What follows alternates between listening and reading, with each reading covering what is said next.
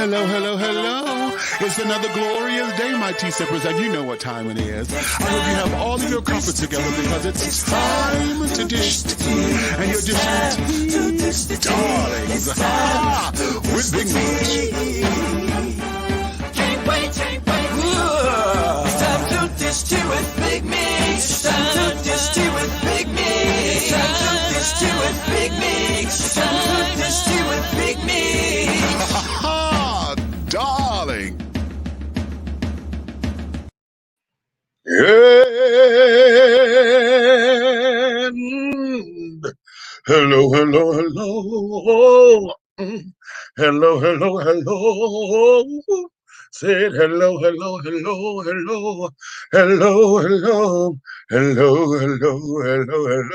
Hello.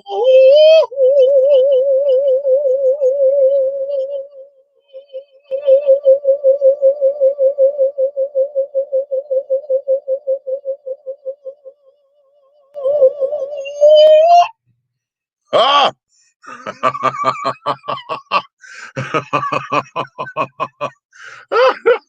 Hey. What's going on, everyone? Hello out there to all of my tea sippers, my crumpet dunkers, my tea brewers, pot stirrers, and tea leaf readers. What's going on out there? There's another glorious day, my tea sippers, and you know what time it is. So I need for all of you to get all of your crumpets together, darlings, because it's time to dish tea. And you're dishing tea, darlings. Ow! With Big Meats, honey. What's going on? Well, here it is, honey. It is. Hey, it's Sunday. Post-election. This is the first Sunday post-election. And how you feeling out there, children? How you feeling? How are y'all feeling? Hey.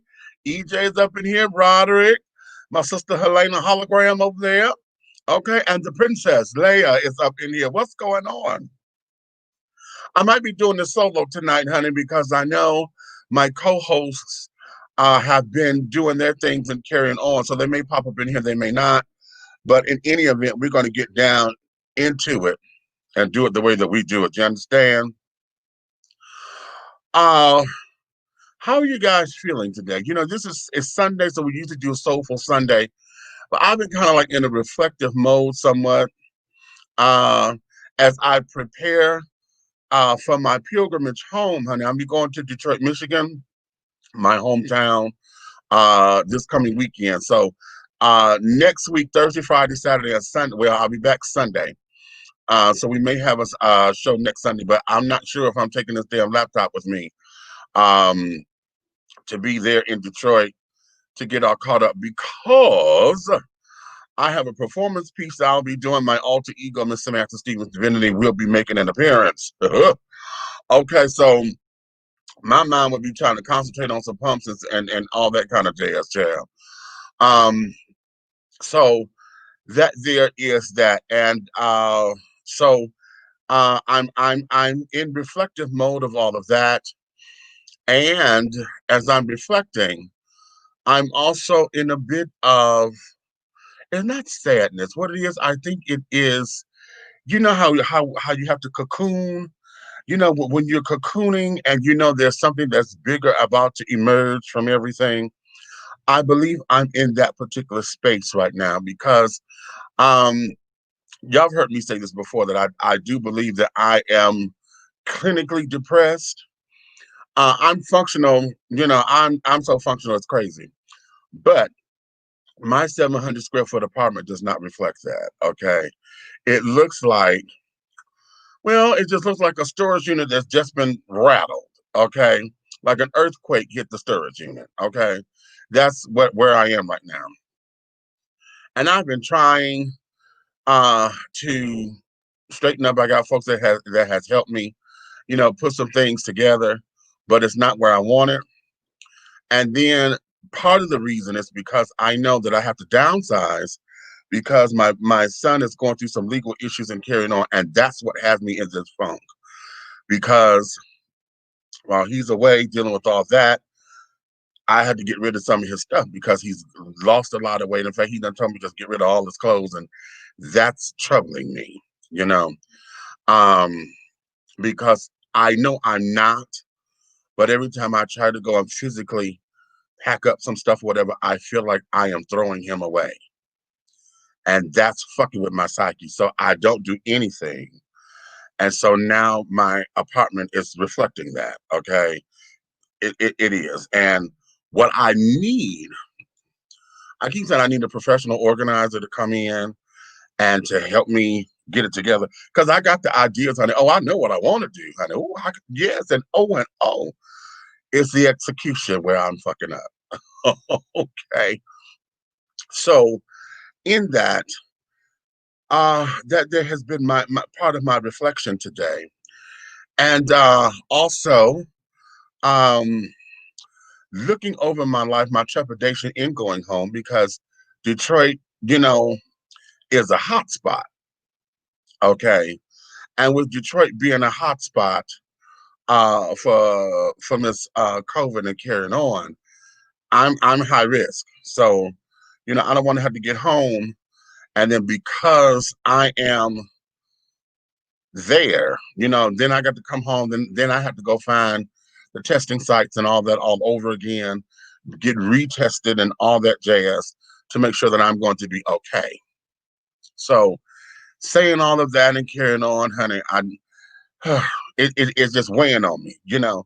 And with this being a soulful Sunday, you know, transparency always works best. And I'm always honest with my audiences and carrying on because I really believe that this is the way to healing. You know, it's never to suffer in silence, although we understand why people do it because a lot of people want to take and use your information and want to weaponize it and use it against you later on in life somewhere or throw it back up in your face or this, that, and the other. But I'm one who firmly believes, child, if I tell you my own shit, honey, you can't use shit against me. Okay. You can say what you want, but bitch, I done already told the world that. So what ain't no news. Bitch, they know that already. And those who don't better go re-Google me, honey, because it'll come up. You know, so that there is that.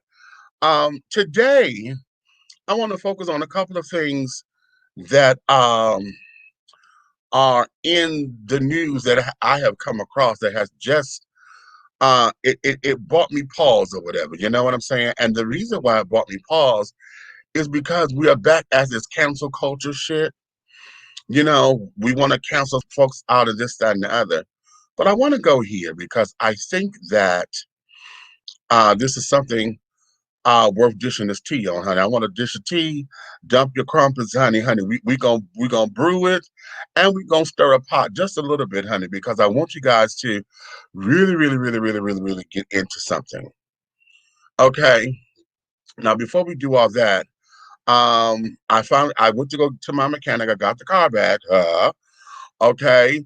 She is going to need a head gasket sooner or later. Okay. But we got it sealed off and this, that, and the other. And it's like, okay. I'm not ready to spend more money than what I know I'm coming home with because of the COVID thing and carrying on. So that's also weighing on my mind. I got new costumes I got to go pick up and things and all of that. But the car, I got it. So for those of y'all who are wondering, yes, I got the car back. Um, and we fixed the leaks. We had to reflush it, redo the oil, da da da da da. So, oh, um, wait a minute. Let me go back to some of these comments because everybody's saying hello. I want to make sure that I acknowledge your presence and carrying on. Oh, a lot of y'all are saying hello to each other. Okay, Buck is in the building. Hey, hey, hey. Okay, Road. Hey, Road. What's going on? What's going on? Okay. All right. All right. All right. Buck say I'm doing pretty good. Thank you. Praying for you and with you, big stuff. But thank you, baby. I appreciate that all day. Okay. Well, honestly, I could use an assistant myself. How about that? Okay. It's the winter blues, buddy. Hang in there. Hang in there. We all go through that. You know what? I'm glad you said that, EJ, because I have been away from home for so long. I've been living down here in Atlanta for like 13 years now. And winter blues, I forgot what they were because our winters are not what I'm like what I know back home. And wow, damn, you just summed that up. So thank you for that. Okay, that's exactly now that I think about it. Yeah, more Michigan than Detroit itself, to be honest. Just keep your travel small. Okay, well, thank you for that, Buck. I appreciate that. I appreciate that. Okay, Vaughn Joris, good evening, sir. How are you? Hey, Amy, what's going on? Okay, all right. If you don't go on for a few days, let me know. I may do a show one of those days. I don't like to do my shows when you do yours because I hate to miss the discussions. Oh, bless you, sweetie. Well, honey, I'm telling you now, child. I know because I'm leaving. I'm going to be there Thursday. Okay, so I know I'm not going to do anything Thursday. As far as dishing tea is concerned, um, I do have a meeting, so I'm gonna probably call in on my phone. I have to sit down and pray if I'm gonna take this damn laptop because y'all know traveling in the airport and stuff. I really because we got to go through so much. I really don't like having all that kind of stuff here. So I may. But Thursday, I know definitely Thursday. I won't be coming on with dishing tea. So Thursday is open. I'll let y'all know about everything else. Okay. So the Diamante, Diamante, Chanel, Detroit, love here, hot damn. Hey baby. Okay. Daryl Frazier, peace and blessings. Okay, hello. Wait a minute, is it gonna show? What is going on with this damn mouse? Y'all know what? Sometimes let me just use the mouse on the damn. What's happening? It don't want to give it to me, honey. Okay, well, wait a minute, child. That's not cute. Mm-mm. You know when the children when the thing want to do what it want to. Thank you. Okay, thank you. Okay. So now, having said all that, do I have any special announcements? Let me see. Yes, I do. And I'm going to make a commercial for this soon. You know, we're getting ready for the holiday season and carrying on. And I'm putting together my holiday baskets of my goodies.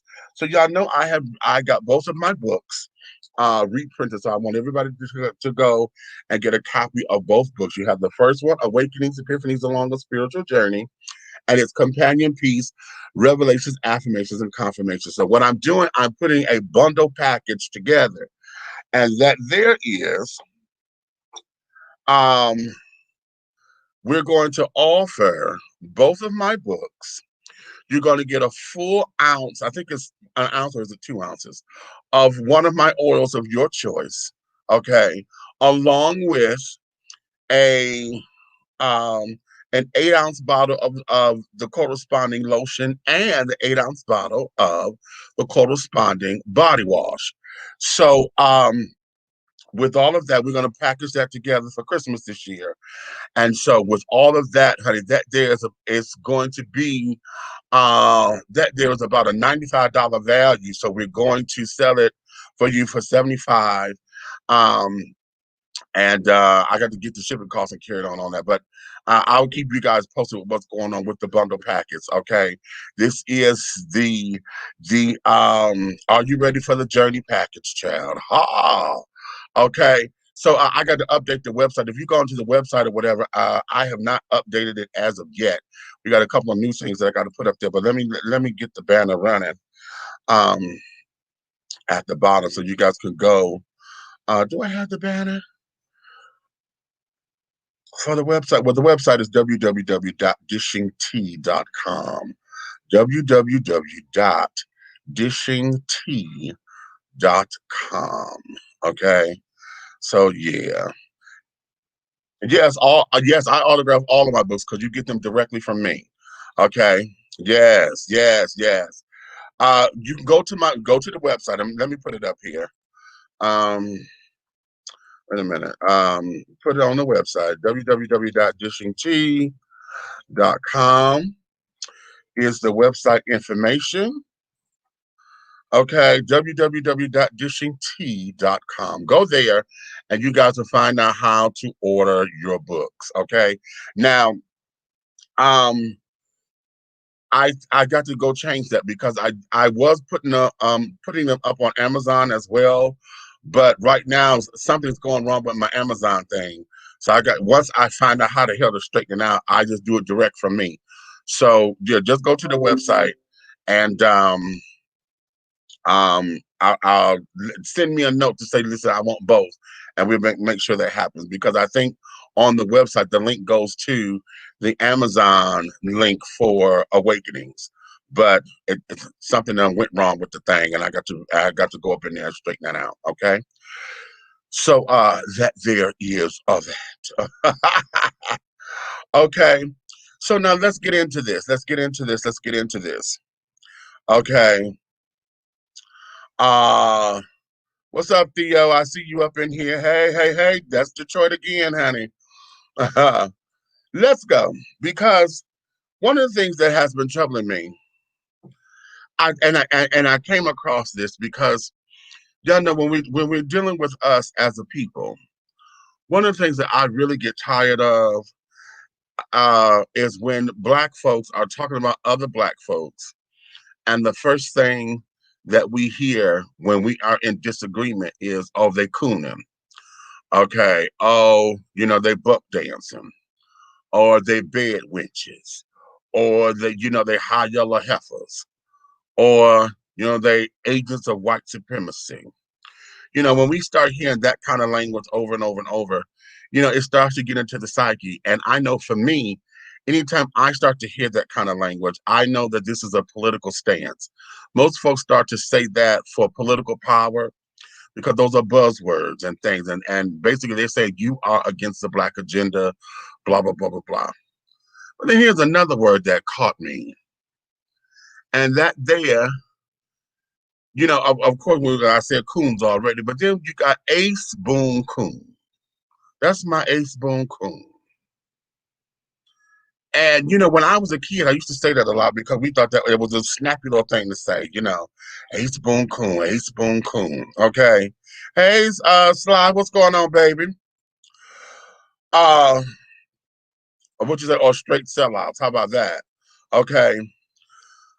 And when I thought about that term, I was trying to look for its origins. Okay, I'm like, where the hell did that damn term come from?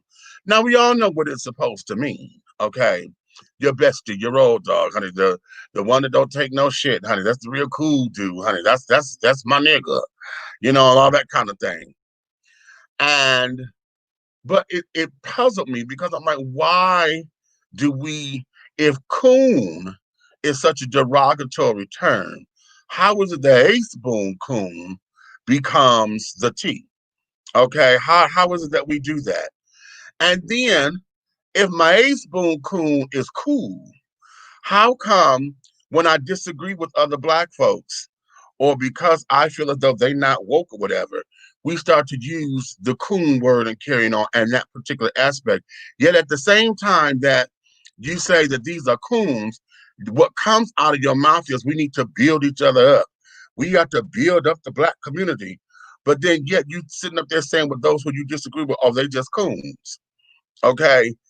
And then, okay, isn't it the same thing for those of y'all who go to church and have followed traditional Christian teachings or whatever? If you wasn't a Christian, honey, you was hellbound, honey. You was a heathen.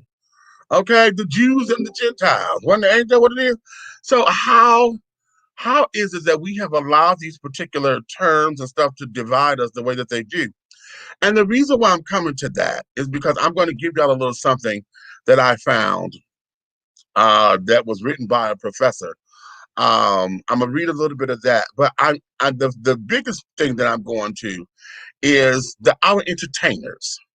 Okay, we just went through this major election, and we have a lot of people who are ready to cancel Ice Cube, 50 Cent, Little Wayne, it's a couple other them children. Okay, all in this hip hop rap world. Okay, they looking to cancel them, and I saw something on Facebook today that made me pull this together. I should have pulled it, but it was like, okay, we don't want nothing to do with y'all. We not gonna buy your records no more. We not gonna do this no more. We not gonna do that no more. Blah blah blah blah blah. Remember 4 years ago when the current administration first got into office and how everybody canceled out Miss uh Mary, not Erica. What's the sister's name? The other one. Oh, what the hell is her name? I'm looking right at her. I can't call her name right now. Tina. Okay. Uh uh they canceled Tina because Tina said, oh well, what he was speaking on, he agreed with my Christian values. And everybody was like, well, bitch, what values did he agree with? Okay, because he never claimed that he was Christian himself. Okay, the only thing that came out of his mouth that the Christians had anything to do with was the fact that he was trying to take away LGBT rights and carrying on. Okay, and so remember that and how they canceled the shit out of her ad. That girl had a concert she had to cancel because they couldn't get the tickets. Y'all didn't buy a motherfucking ticket. Okay, what about Chrisette Michelle? Okay, they were gonna pay her. All she was doing was going to make a coin, honey. And everybody was like, "No, you ain't got to sing for him. You ain't got to sing for him. You ain't got to sing for him." But here's the tea: all of y'all Trump supporters that was sitting up there, the black Trump supporters, did nobody come to her rescue? Did nobody hire her to keep her together and carrying on since y'all was so all empowering and carrying on? Nobody. That girl had to take that damn ass whooping the way she took that ass whooping from the public, and that backlash because what she was going to go make a dollar. Y'all did that with Jennifer Holiday. Jennifer was supposed to be singing at the inauguration, and the gay children, okay, that's when it hit her. It wasn't the black children that did it. It was the gay children because that's where most of her coin come from. The gay children was like, bitch, what the fuck are you doing, honey? If you do this, that there is an insult to us. You are spitting in our face. And she did not do it. She ended up canceling that.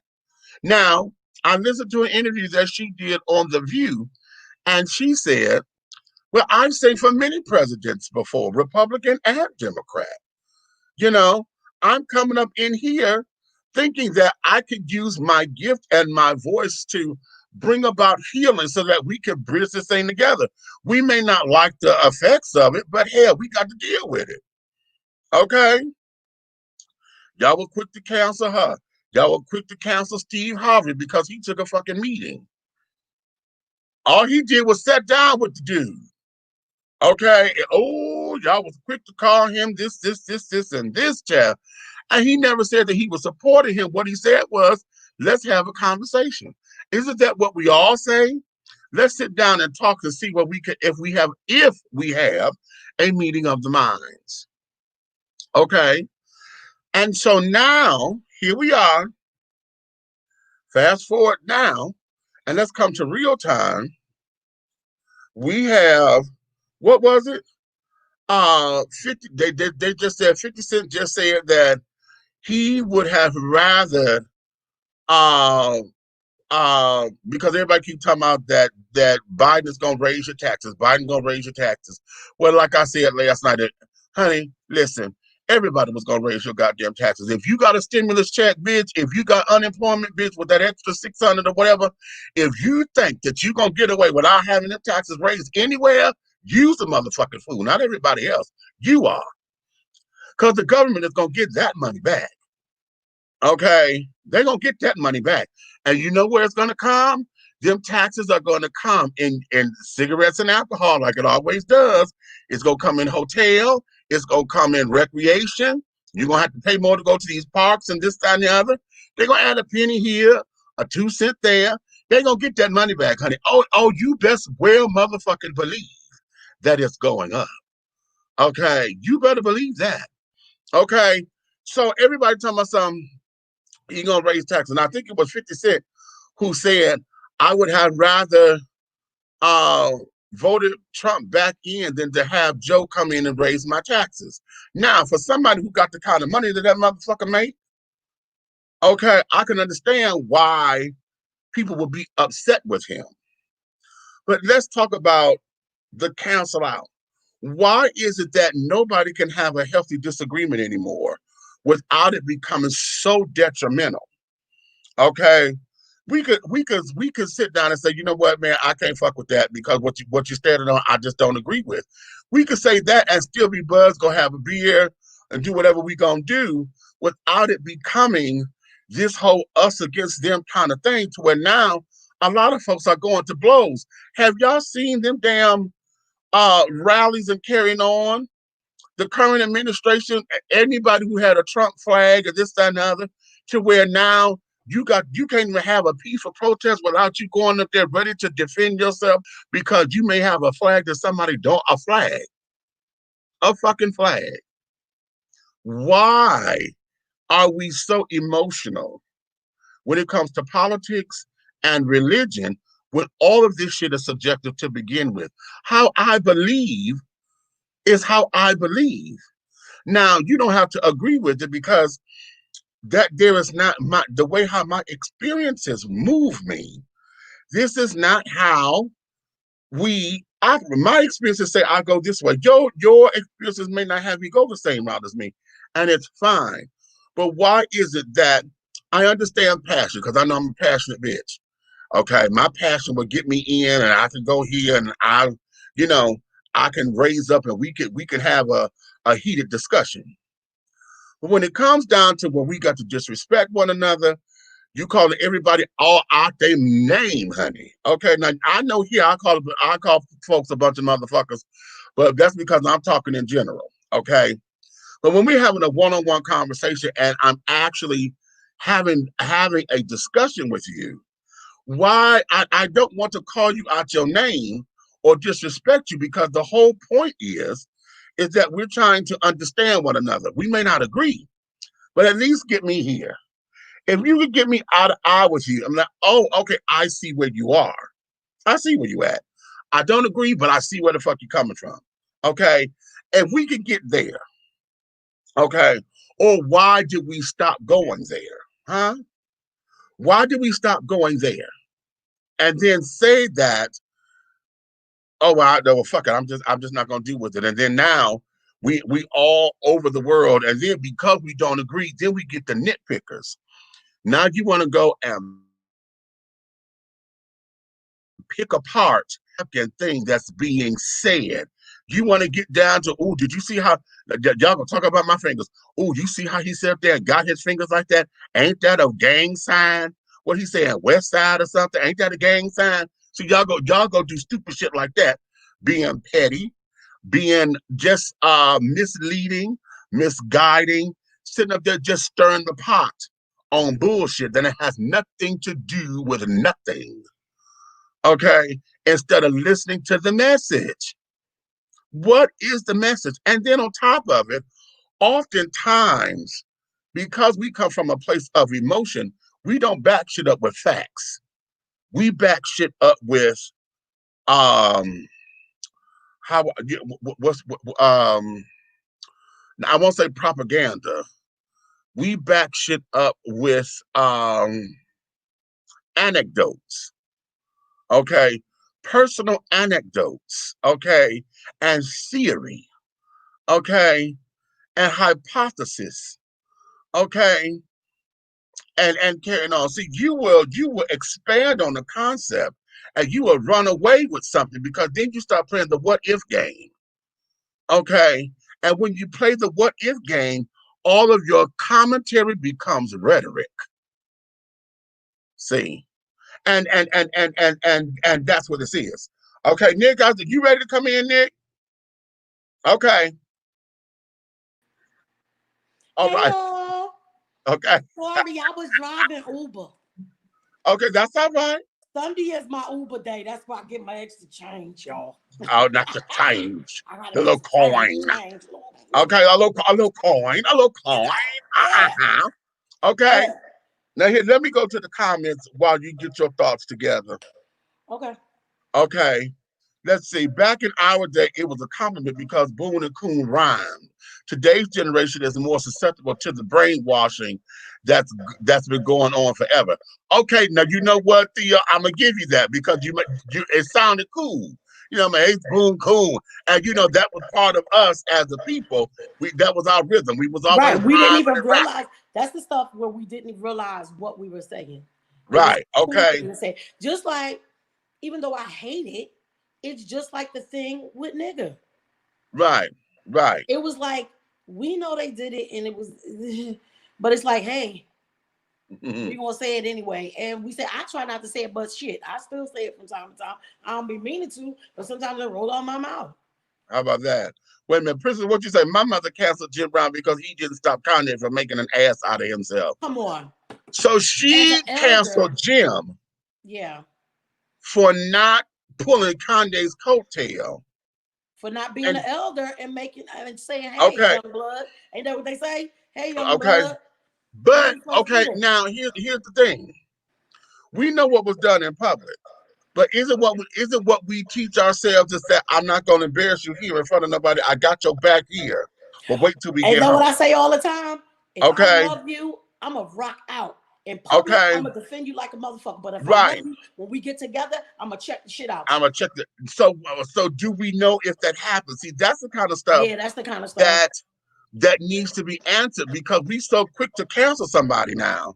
You know, I wanted to uh say something about the Tina Campbell thing. When she was talking about the Christian values, she was uh talking about him trying to reverse the abortion thing. okay. Because uh, um, somebody we know who is a Trump supporter say that that's the reason why they support him. I ain't gonna say no names, but I told you about it yesterday Oh, because and one of us almost had to. One of our team called that person out because it's like you've been around us for a long time. So uh-huh. what's T? You support Well, this nigga? well, here's the thing though. Are we mad at the fact that he has supporters? Or do we get mad because we feel that certain people ain't supposed to support him? You know what I I feel mean? like I know for me, I feel like especially to my white friends and family, Mm-hmm. this man is a racist. I don't give a fuck about what you talking about. You Mm-hmm. know he's a racist. It's no way on this earth that you don't know that he's a racist. Like you say, Mm-hmm. Mish, he say he ain't, but he speak their language. Right. That's He what you speak that say. You right. speak that language because if you wasn't racist, like that time when he said there's good and bad people on both sides, bitch, y'all down Right. there with tiki torches and running people the fuck over. You never outright that 45 has never outright said. I think they said he said something not too long ago, but the whole 4 years you've been in there, you ain't called them motherfuckers a terrorist group yet. Okay. But neither has too many other people either. But that's exactly what the fuck they are. They are domestic terrorists, and y'all never said it. Y'all said it about the Black Panthers, and all they was trying to do was protect their neighborhood, Wait a feed minute. the kids. Wait, we gonna bring it up to 2020 because they just said that about Black Lives Matter, Black Lives Matter, domestic terrorists. domestic But terrorists. Yeah. KKK and neo Nazis ain't domestic terrorists. How? So for me, even if people said, "Well, listen, my values about abortion are really strong," and he says he's against that, I understand that. But if you say, that I got black friends, if you really Mm-hmm. have black friends and black family, do you let a racist run this country when you know that his intention is no good for the people of color that you say you care about? All because of the abortion thing? Because Well, at the here's end of the day, if a woman want an abortion, she gonna get it. right now again, and this is why his reign of terror is about to be over in 73 days. Because again, a lot of his base has been one issue voters. Yeah. You know And what I'm it, most saying? of it has been that issue. Right. Especially like if you One Catholic, issue voters. if you Catholic, Yeah. baby, that shit Okay. negates every fucking thing else. They don't care. Right. Right. and They that's are and that's pro-life, what we're period. dealing with, and that there is a part of the system that we're in. Okay. But again, what happens is because we get so emotionally charged with, just like you just did, explaining, okay, look, y'all know he this, y'all know he this. Instead of just sitting up there saying, okay, you support him, because a lot of folks will say, well, no, I'm not racist, but his policies. And it's like, okay, let's separate the person from the policies, okay? Because let's look at that. Because the ass that he has been on television, we all know that that there is because he's in front of a motherfucking camera. Camera. Okay, Lights, camera, that's action. That's his that's shit. that's reality TV. So we all know that. But then when he's behind camera, see what happens is all those tweets were not on camera. Yeah, they went public, but that wasn't on camera. Okay, when he's in these meetings with everybody that he kept firing and carrying on, that wasn't on camera. And y'all don't Okay, see that. Miss, let's stop right there. You ever see a president fire so many people on his damn camera? I ain't never seen that. me either. I mean, we had that many presidents in our lives, but we had enough.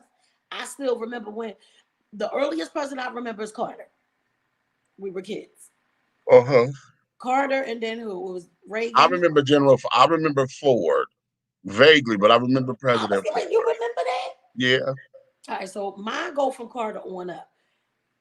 Who you know fired people in their cabinet like that? right, This your cabinet. right, This your cabinet. These your people. You chose these people. right, It ain't like they gave you Obama's cabinet and you was like, fuck that. I don't want nothing that he had to do with. right, That would be your choice to say that. right, I'd be like, you being petty, but it would be your choice as the seating president to make that choice. But you're firing motherfuckers that you hire right. because they That don't want to you, follow your bullshit mm-hmm, because their integrity was too much for you. right, Their ethics were too much for you. He's not presidential, and I don't understand when somebody say they like his policies. First of all, in order to lead, my personal opinion is you should be somewhat of a good person, just a little bit. okay, I've never seen anything that made him seem humanized to me. Now, listen. Now we just talked the other day, and what did I tell Nature Boy? I said when I finally reached out to you, it was because finally I saw something that made me look at you as a human being. as a human being, right, right, right, I ain't right. never seen shit Trump did since he been in there to make me say, "Oh, well, all right." And And I you was know one. what? What? I'm gonna give you that because everything that he has done, that everybody gives him credit for, the good that he has done, has always seemed like it was a stunt to me. You know what I'm It saying? does Okay, not oh, seem he's not you only genuine at did all. that to do this, and I should not. Maybe I shouldn't be so critical because there is good in everybody. Remember when we did the show? I was like, okay, let's look at what he's done that's good because it's so easy to bash him. What has the man done that And has I that? said, Okay, Tay pointed it out to me. He signed that bill to make sure people with autistic kids and stuff don't have to go through that process every few years of right, filling out that social security bullshit that they do. Motherfucker, if you disabled for life and you know that, why the fuck do anybody have to do it? Like right now, I exactly. shouldn't have to fight for that. So Okay, he did do that. He did that. And I just like I told Tay, I said I believe he did that because he has a special needs child. So I don't think he did uh-huh. it for the people. He did it for selfish reasons. Because Melania probably was like, bitch, not that Right, they need it, because they don't. right, But that was one thing that can make people look at him as a human. right, But at the end of the day, he never seems genuine to me. right. So Nothing he now ever says. we'll go to what?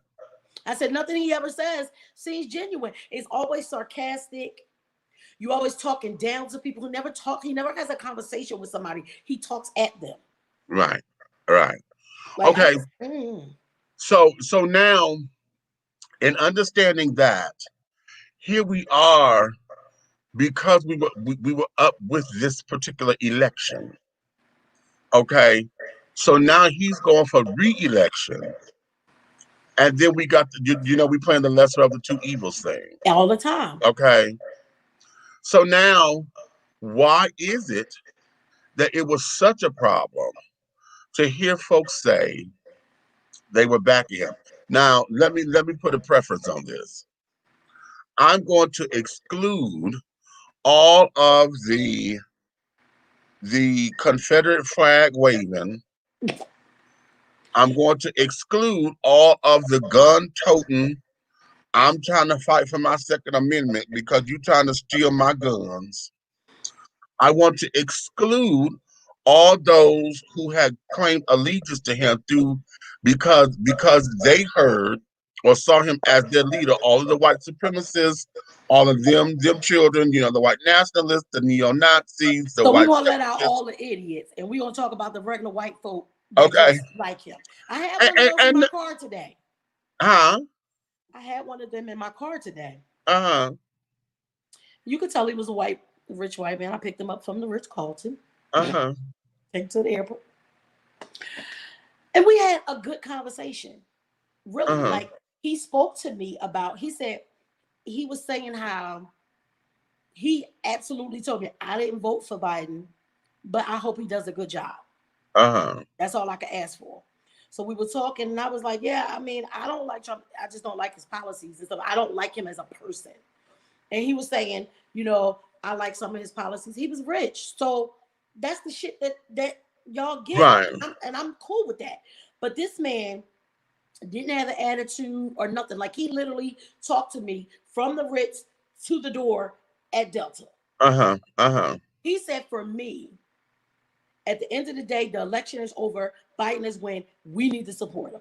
We ain't that what we said when Trump did? We That's don't what we like said it, that before. We don't but like this is them. what we got. If y'all, anybody Okay. that follow me and happen to like go on one of my old pages or whatever, when Trump first won on my Instagram page, I said, "Listen, I don't know what's about to happen." I said, "But he been pulling stunts and all kinds of stuff. We don't know, y'all. He might get in there and do some real shit. So we Right. might as well let's give it a chance." I saw it the other day because I was like, "Bitch, did you say that?" Yeah. But it's the thing. It's like they there. What else can you do? What else can you do? But like you and I were telling everybody yesterday, we got to hold them accountable. It don't matter who Right. it is. Because Right. at the end of the day, our first choice wasn't Biden either. Right. So we got to hold their asses accountable. Right. Right. That man said, "All I want in life is for people to treat me the way I treat them." He said, "I treat people good, and that's all I expect back." How He said, about "I don't that? care if they black, white, purple, or brown." He said, "Now I will say, I don't condone the burning down buildings and stuff like that." I said, "Well, Right. that's where we agree, because I don't either." I said, Uh-huh. because I understand how it could be a black mom and pop store. There's something happened, they burn it down. Y'all they took away their livelihood, and you're not seeing it that they might not recover from that. I said, we agree about that. I totally agree. Like we Okay. had a good conversation. Right. I didn't think I was gonna be able to have no good conversation with a white Trump supporter. Shocked the hell out of me. Thank you, God. But see again, let's look at the disposition. Okay. Because number one, they didn't come with that stupid ass shit that these damn country bumpkins come at. Them Okay. niggas. They didn't When I come see on some of that shit promotional today, ramp. the footage. When I see some of that footage today, I You said, "Are know. you serious? They out there having rallies and shit." And he killed me how I recount. Bitch, we wanted to recount when it was Hillary. You wouldn't give it to us. So recount that, let's bitch. let's go to some of Okay. the comments. Red that came up in here. I'm bring Red in Yes. while I bring in the comments. Okay. What's up, player? Red was here first. Wasn't nobody at home. What happened? Oh, we were here. I just wasn't in the screen. I'm talking when I first came in. Oh, yeah, I wasn't in the screen. And I It's just got crazy. here a few minutes ago. Okay. It's crazy because our people will counsel you just for having friends outside of our culture. It's a double-edged sword, it appears, yet many won't give any support to you anyway. Say that, Tracy. Come on, Tracy. Okay. So many That's because people you are have to talking do it for the culture. Do it for the culture. Do it for the culture. What did I say wrong? Let me tell y'all something. The only person I want to hear saying they doing something for the culture should be Cardi B, because that's her damn daughter name. Everybody Okay. shut the fuck up. Shut up. If So they many Cardi B and people. Offset, Shut up. So many people are talking about taxes with this new administration. I can't believe that the average working person thinks that their paychecks will really suffer. Now, you got a point there. You have a point there. Because some people need to act like they are speaking for us as a whole. Okay, I like that too, Helena. Yeah. This is a great topic. It definitely speaks to our lack of true unity as a people overall. Okay. Some of them need to make it known that they don't speak for us at all. Uh, where we are as a country, the taxes were going to have to be raised if Trump was still in office. Okay, hello. Yeah, because just like what you just said, Mish, no matter what happens, no matter who was going to be in there, our taxes are going to get raised. It probably won't make a big difference to us. The ones that are crying about is the rich motherfuckers because Biden's like, oh, we're going to I'm tax coming that for your ass. ass. Exactly. Right. People confuse passion with vehement arguments. Political discussion should be a battle of wits and healthy debate. But the fact is, people just can't stop themselves from taking everything as a personal attack. You know what? Yeah, that's true. Can't fuck with that one either. Can't fuck with that one either. Because it's like, bitch, wait a minute. I'm not coming after you, honey. We just sitting up here talking. Can We we just supposed to be talk? talking, just We like when we had talking. the presidential debates. If Yeah. if we ask the question and we debating the question, you shouldn't be belittling the other one. That's Right. not presidential. You were the seating president. Why would you be on there acting like an ass? Right. Some of them need to let it be known that they are not speaking for us at all. As for taxes, they're going to get raised. Period. Even if Trump was in office. Oh, she Hey, retyped look, it. I Okay. just left a gathering, right? Uh huh. And it's a blended family, like I like to say, mixed cultures. There was one gentleman at the card table where I just came from, and he's a Trump follower, supporter. Uh huh. He's not upset about Trump losing. He's a white guy. He's not upset about Trump losing. He's upset because he felt that if Trump had sense enough to recognize that he had positions of power where he can actually run this country the way it needed to be ran and shut his fucking mouth, then he would have been a great president. Okay. Because he could have shocked us all. No. He could no. I have to get. When he said that, being a Trump supporter, I had to stop and think about it and think about Trump overall as a businessman. If he'd have shut the fuck up and stopped trying to bring thuggism to the political world, right? I believe that he would have motherfucking goddamn. Yes, he probably would have done for people in his tax bracket, right? But I feel like he wouldn't have also made major suffering in the other brackets, right? Okay, because like that, like shutting the fuck up. And motherfucking, if he'd have taken, like he said, and I heard this from him. I let him talk tonight. He said if he could shut the fuck up and not bought none of his personal vendettas, we'd have never lost financially, and we'd have never lost doggone the loved ones because he would have never removed that team that could have stopped COVID. Come on. A personal. That's the thing. Vendetta. He put his ego before the country, the health and wealth, the country, yeah, before us, and everything about his presidency, unfortunately, is going to be known as you trying to erase what Obama had put in place. Yep. Right. Instead of just saying, I'm gonna make it better, because presidentially, if you'd have said, "Well, I don't agree with everything President Obama did, but the things that I see problems with, I'm gonna try to make it better." See, just the way you speak would have had people there. And all he had to do was add his signature to the top of motherfucking Obama's signature. And eventually, if he'd have doggone, should I say, if he'd have doggone articulately motherfucking moved himself in a prestigious way that shined and reflected on both parties of the world, whether you were with or without. Right. If he'd have done it that, seems like other presidents do that. Even when they don't like the presidents, they try to build on something that they did to try to make it better. Right, Or and right, if they because right. don't, he they could make have it took seem like that to Obama. us. He could have took the stuff Obama did, and Mm-hmm. he could have took it out of the content of where it didn't stand so much. He made it stronger mentally in the people's minds that didn't even follow politics because he was so busy being against it. If he'd have just done things to enhance it, they'd have been talking about what Trump did and not what Obama did. Right. Right. And that's Exactly. the thing. Women, I'm not canceling anybody. I'm not They have canceling anybody. They have a right to period. their opinion, and They there you have do. And y'all worried about, first of all, y'all worried about canceling celebrities and shit. What they eat don't make you shit. The it. Okay. fuck?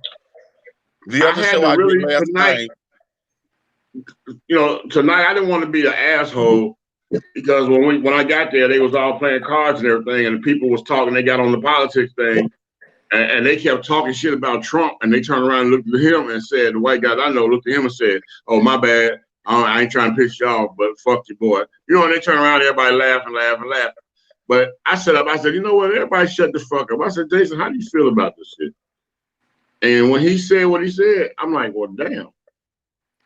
He made me goddamn think, you know what I'm saying? He put me in a point where I didn't have a negative reply. And the But, thing is, but we should be able to again, have healthy conversations and thank you. I was just about going to our go there differences. We about our shouldn't, differences. Right. right? Like I said, Red, was you listening? I had a Trump supporter in my car today. And in my mind, the second he said, well, I didn't vote for Biden, I almost blocked out everything he said after that. But you know what? Look at God working on me. That man was just as nice as he wanted to be. And we agreed on some points. And the man said, ain't nothing we can do about it. But support the president, the incoming president, Right. and hopes that he does the right thing.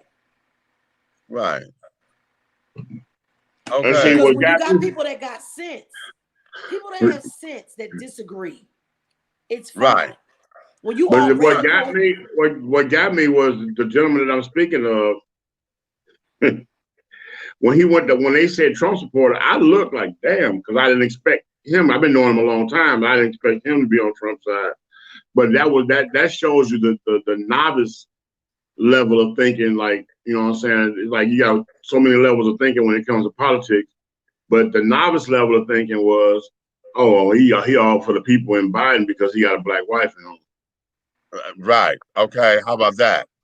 The hidden symbolism is that people love to pick up on.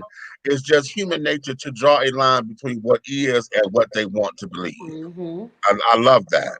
Okay. Red, I want to piggyback on what you just said because sometimes we have people amongst us that we have no clue. They have such a different opinion of things. That's what I was talking about. Somebody that we all know, love to death. We love her. Okay. We love her. But it doesn't surprise me because she's very traditional in her Christian values. Right. And I said, like, baby sis, called her out on it because she just wanted to know. Right. And basically letting her, this man is racist. You claim, you love us. Do you? Right. And her stand on it was about the abortion thing. Right. And That's and how and, she and feels. a lot of his base, and we said this at the beginning of this, a lot of his power base was that one issue voter. The one They'd have issue blocked voter. everything else because right now I'm against this and you say you that, and I believe you, and so you're gonna do this because you said you're gonna do this. Okay, Oh, yes, Tracy. yeah, we're Please gonna get on that. understand. I was getting ready Many to say, many don't know because the people difference don't between Uncle know, Tom and Sambo. There is a difference. because I'm they finna go ahead and don't read a clip. know Uncle Tom's Yeah. story. They don't know the story. If you listen to Uncle Tom's Cabin, you'll understand that y'all been using it improperly the whole time. Okay, well, then fuck him and John Wayne. Okay. Exactly. Was a hero the most, but he never meant shit to me. We'll trade out races and play. Motherfuck him and Okay. John Wayne. Fuck that. One issue voters, excellent point. Okay. Sorry, the pro-life argument for voting values based on those who are against abortion is just pitiful. If you really are pro-life, you should be making birth control free and funding adoption programs and foster systems and Come cracking on. down on sexual crimes. Come on, Amy. You better come up through here. Amy, You better come on through Amy, here, Amy. Hey, She done came and hey. sit down. And that's what I'm talking about. Everybody thought, yeah, I'm a comedian. Yeah, I crack a lot of jokes. But some of my goddamn jokes have a lot of truth in it. And when I said there should be a motherfucking morning after and a day before pill for a motherfucking man, it was a joke with some serious ass motherfucking background They to it. don't make a pill for y'all. They should have been did that. If they can make Hello? one for us, they can make one for y'all. How about that? That's Hey, some all I bullshit. know, they should doggone make a motherfucking goddamn pill and call that motherfucker goddamn KDS. You take a KDS motherfucker before or after, and it'll work. It's called Kill Them Soldiers. You goddamn motherfucker.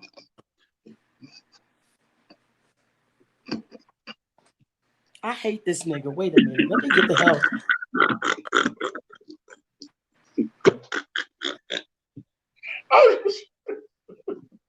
What? I'm just saying. I'm just gonna keep my towel close by. Because I see it's gonna be one of them days. Right. Okay. I'm gonna make sure my button real close to the crib thing. Right. Tracy said, "What? For me, I know a racist when I hear one, and if you will support him and not care about the well-being of your culture, I have a problem with that because you'll turn your head when being dragged by a racist, whether you look like me or not. For me, it's about the character." That's how well, you told okay. him that nigger. A little sideways, but that nigger said what he meant. He meant nigger minute, Tracy. Look, I know. He did a Nene moment. I said what I said. Okay. I know I'm starting some shit, but the only good thing 45 ever did was give Kevin McAllister directions to the front desk in Home Alone 2. I fucking hate him. Oh my God. Leader. You know what? I'm scared of you with that. God damn it. I'm done. Wait. Man overboard. Man overboard. Oh, I'm done. Yes, because their ignorance is beyond anyone's reasoning with them, of course. Okay, I have a feeling y'all qualified to a job in the Biden administration. Oh, okay. I'll take that gladly, honey. Come on, EJ. I will take that. Yeah. Yes, the hell I will. Universe, honey. That's the problem. They need some regular people up in this shit. How about that? Yes, I remember when Chappelle said. Get some regular people. Yeah, I would like to be the Secretary of Common Sense. Oops. I remember when Chappelle said that 4 years ago, and I agreed. But in the end, he fucked us big time. Of course he did, yeah. Of course he did. Okay. Well, you gotta. Hey, I look at it like this: you gotta fuck somebody when your wife is not fucking you. So hey. Oh, Nina remind you. Nina remind you, all Humpty Trumpy was not a politician and a poor businessman. How many times have I said this, y'all? Why would we let a motherfucker who's most of his businesses went bankrupt run our fucking country? Why? He's not a good businessman. How many times have I said that? I can answer that question. I can answer that. Go ahead.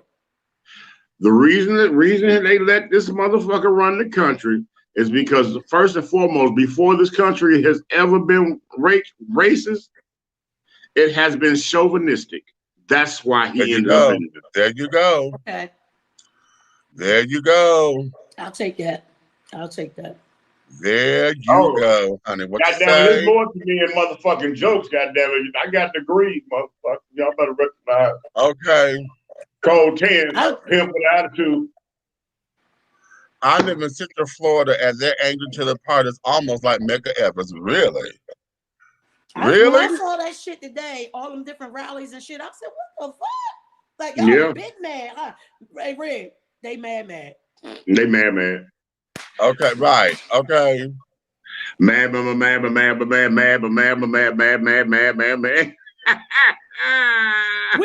to the bang. Okay. Somebody call TC, tell him we need another one. He should have left the racist rhetoric and the biases out, of course. Okay.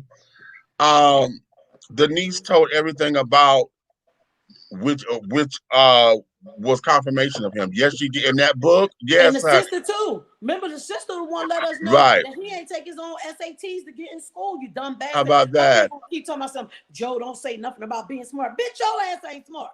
You even take your own damn SATs. That you know what? That would have been such the dig, honey. How about them SATs? Okay, that would have been me, but that would have been the queen of me. Oh, how about those SATs? Baby, I would have been here for the bullshit. Okay. Okay. That Trump nigga would. would have wanted to fight us, Meech. I know. Cause I done kept egging you on and everything. But like, what you say, Meech? Okay. So you know What what? you I'd have been the one to ask him, well, exactly how much do a degree without the education cost? Oh, Oops. Trump would have needed to do more than shut his mouth. He would have to have some humility too, which is impossible with him. His ego is what led him to a pissing contest with Obama policies, led him to mouthing off, and pretty much every single thing he did that was bunk. Okay, okay. Daryl said affirmation. Ha. Okay. I had a Trump supporter today hit my inbox about 30 times with negative things about President-elect Biden and Vice President-elect. I blocked that ass. Okay, I blocked that ass. what? Okay. Yes, these conversations ultimately need to be had so both sides can gain a better understanding and come up with solutions that benefit all. Okay. For me, the conversation can be held depending on your delivery. Exactly. Exactly, because if we can have a Okay. conversation, not a screaming match, Right. because just like I keep going back to our interview the other day, just because we can't just not like them for not liking them. Let me Right. hear you out. Let me try to understand why you feel the way you feel. Now, at the end of the day, I still might not agree with you, but the understanding of it may come. And when you take Okay. away a person's right to be able to understand where you're coming from, then fuck you. Like, what you want me to See do? there, how about that? You can't get funding for birth control if the clergy keeps blocking the vote for the insane religious belief that birth control isn't God's plan. Well, if that's the case, then all women would be able to bear children, and because some women are barren and some men are sterile, and that there, Exactly. okay, they came like that, honey. They killed me Okay, how this now here go the Bible thumper thing. and them You Bible killed thumpers. me how everything that you think is good, God made. Okay, what you said? I finally got me to look away from the camera with my joke, child. Baby, you heard me say I was voting you for president, Leah, because that one was a good one. Take us out of here. This just life. Thank the Lord we got a new president. Now, Vaughn, now here's the thing. Yes, we have a new one, but that doesn't exonerate him from responsibility. Right. See, this is what we were talking about yesterday. What we have to do now is make sure that we have a new president, but we got to get the power base up in there. Because the president is only one person and he doesn't create the laws, he just signs them into being. It's Congress, the House of Representatives, and that damn Senate that is the power. That's what we got to make sure that supports what the plan is. Because what we would have a Democratic president, but if we got a House that is majority Republican, and if the House and the Senate are majority Republican, like it was with Obama, they would sit down there and block everything that's trying to be. Right. Okay, they would block it. And so just like Obama had to fight, and they would sit up there fighting for this and fighting for this and fighting for this, the people, we need to stay on top of our congressmen and listen, you fighting for the wrong shit. Right. So this is where we got to go up there to make sure that we do our part. Okay. It's time for us to go back to Okay. Schoolhouse Rock. I'd be the Ha. Secretary of Trade. You I better be come on. the Secretary of Trade. Red. Ha. Did you see her? Trade. Said I'll be Secretary of Trade. Who? Helena said I will be the Secretary of Trade, honey. Right. What you Okay. trading, Helen? What you trading though? Ha. Trade and commerce, honey. Ha. Okay. Listen, it's time for us to get back to Schoolhouse Rock, honey. I'm just a bill. Okay. How about that? Did you get my homework? I got it, and I'm going to get into that right now. Let's take a little commercial break and let the children come on up in here. Okay. And say a couple of words, and then when we come back, what I am going to do, I'm going to read a homework assignment that our star pupil, honey, in research department over here, booked and turned in, and then I'm going to read to y'all something that I have. I was gonna say what happened. No, he's red signing on another device. Oh, okay. I'm gonna read to y'all something that I found written by a professor pertaining to what we are saying here. Okay, here you go. Wait a minute. What you say? Hold up now. The Bible said everything that God made was good. See, that's an emotional response. That's an emotional response, and that's what we're talking But that's about. what I'm Whenever we have saying. these conversations, When people say that everything that God made was good, so God gave them the brains, the talent, the scientists to be able to create stuff. So uh-huh. who are you or any of us to say they created a way to be able to safely terminate a pregnancy? How you know? Did God give Okay. it to them? Did the devil give it to them? They made it up on their own. It's like when you want to pick and choose shit. Because for some people, getting that abortion might save their life. At the Right. end of the day, I just feel like it's a woman's choice. That's all. I feel like she should be able to make that choice on her own without being feel pressured about if she go into the abortion clinic, you got 9,000 people out there telling her she going to hell. That shit is fucked up. Exactly. I'm going to say it. You can't come to a battle of wits unprepared.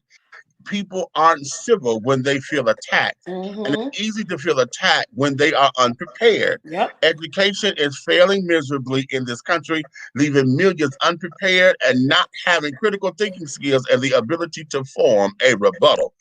Mic drop right there. Right. Listen, us and Mic our and drop our and our right followers, there. we need to have a whole council of our own. We come in and change some shit. Okay. All right. One of the people said they Secretary of Trade. Okay. So now let's do this. Let's take a short little commercial break. And then when we come Okay. back, we're going to get into some of the meat of what's going on up in Who's here. You calling understand? somebody? And we're going to do all of that. We're not asking for your permission. We're not seeking your approval. We're claiming what's ours in the name of our ancestors. We are their answered prayers. This is more than a movement. This is a revolution. Black innocence. What are yours today?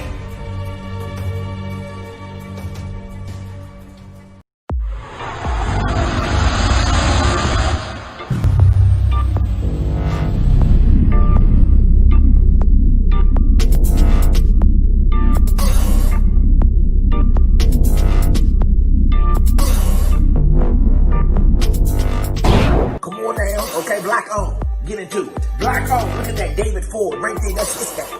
Black on. He don't know Tom.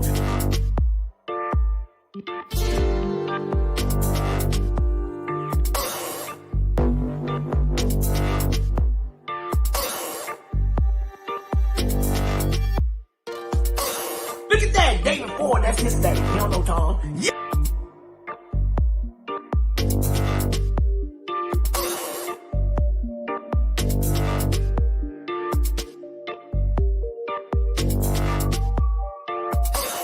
Yes. Oh, here we go. Oh, I can't see the demons. I can't see the demons, but I can see the light.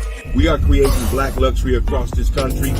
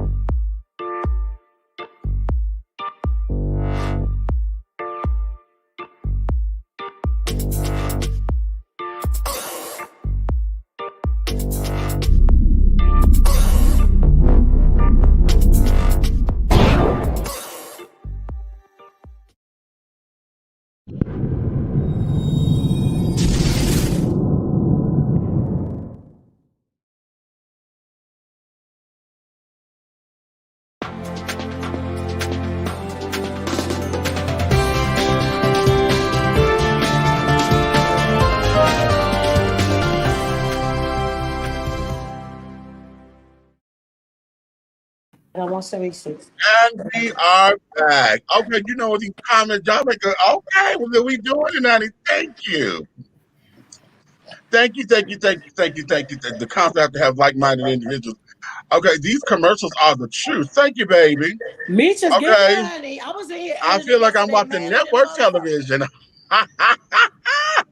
You is. This is Dish and TTV, Well, honey. thank you. And you are, honey, because we're also on Black GDP TV. You better come through on here. Black TV on your local box or your smart televisions or your Amazon Fire Sticks. Go add that channel, Black GDP TV. That stands for Gross Domestic Product. Okay. So thank y'all for that. Okay, I'm blushing a little bit. Thank you. Okay.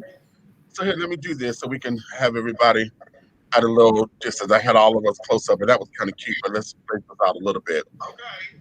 Oh, sorry. Y'all. Because I want to go here first. Let me start with Buck's homework assignment. Okay. Because I think this here is no.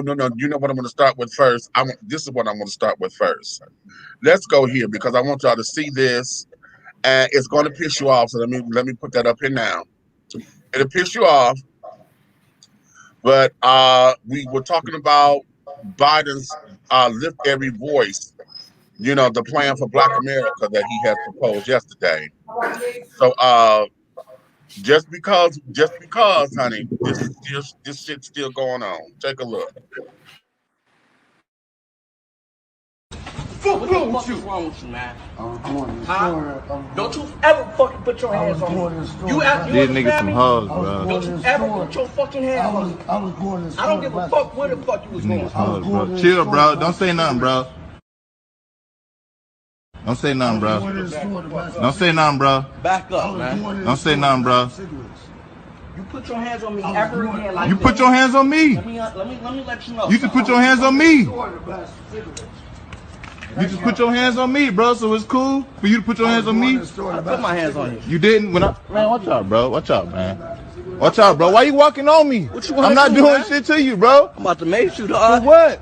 You better back your ass What up. am I doing? How far better you want me to back back up? How far you want me to back up, bro? The fuck is you doing? Y'all touch me.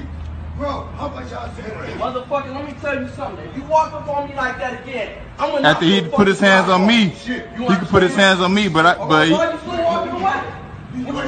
What Drop me out then. Okay, Drop me out. Mike, chill, How bro. about y'all cigarette? Chill, bro. 705. Cause these niggas some hoes, as always. 705. We need you to get off. Fuck you. I ain't in your face, bro. I'm standing by my vehicle, bro. You jumped out of your vehicle all the way over there. I'm posted. Y'all niggas some hoes, man. Relax, man. Give me a It's camera. not worth it, bro. No, you done just maced this nigga, bro. Look at this shit. Look at this shit. You ever fucking put your hands on me again? I'm gonna need you to back up, alright? Just back up. Bro, why is you pushing me, man? Back up. Okay, you don't have to touch me, bro. The fuck is wrong with y'all hoe ass niggas, man? Look at him putting his knees on him and everything.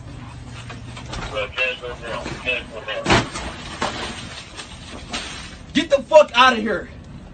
I need you to get out. Why? Your fucking hands. This is a public store, bro. I can't come in. You can't come in. These niggas hoes, bro. Mike, stop fighting, bro. Stop fighting, Mike. Bro, you can record this shit, bro? Better keep your ass down. You recording this shit, bro? All this shit is recording, big time. Who gives a fuck about that bitch ass camera? I'm gonna need you to back up. What back? I'm not in your view, bro. You can handle your business. I'm not doing shit, bro. Mike, bro. Mike, just chill, bro. Mike, just chill, bro. Just chill, Mike.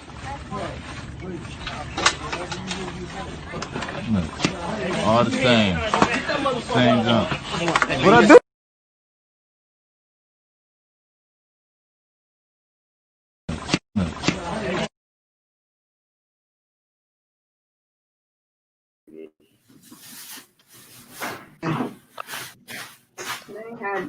Mm-hmm. But not there. So when this happened, when? This came off of DL Hughley's Instagram page. Yeah. Did it have a date though? 30 seconds, baby. No. But I believe this is recent. No. Okay. Right. I believe this is recent. And I'm not Yeah, exactly somebody tried to send that to me today. Uh-huh. And yeah, okay. This is where we talk about how they need to be retrained. Because that motherfucker was just mad because they was pissing him off. Right. You was reacting Right. to somebody fucking playing shit with your head. That means you're not properly trained because you shouldn't have reacted to that shit. Okay. As a police officer, you should have reacted to the dumb shit. When he was walking off talking shit, so the fuck what? What you following him for? Here's something I wish Stan was here for, because I need for him to give us an idea from his perspective. Did you hit him up? Not yet, but here's where this is, and I want to make this a thing, because looking at their uniforms, they wear tactical gear, okay, and tactical gear always uses suggested they were vice cops, you know, and carrying on, and usually a lot of their vice cops and shit like that are always them damn hardened type officers that always got to prove a fucking point. They always start shit. I like what Daryl said, bullying. Yes. Those are them bullying motherfuckers, honey, who always like to start shit. Now, how in the hell did y'all hear when he said, I'm not doing nothing to you? While you walking up, he said, oh, I'm going to make you. Okay. That's what I come saying. When so he was now walking you're away, antagonizing him. Big shit when he was walking away. He was walking away. Let him walk away. Then he said, well, why you walking away? Did you hear what he said there? He said, man, look, why did well, what you walking away for then? Huh? What you walking the fuck away for then? Okay.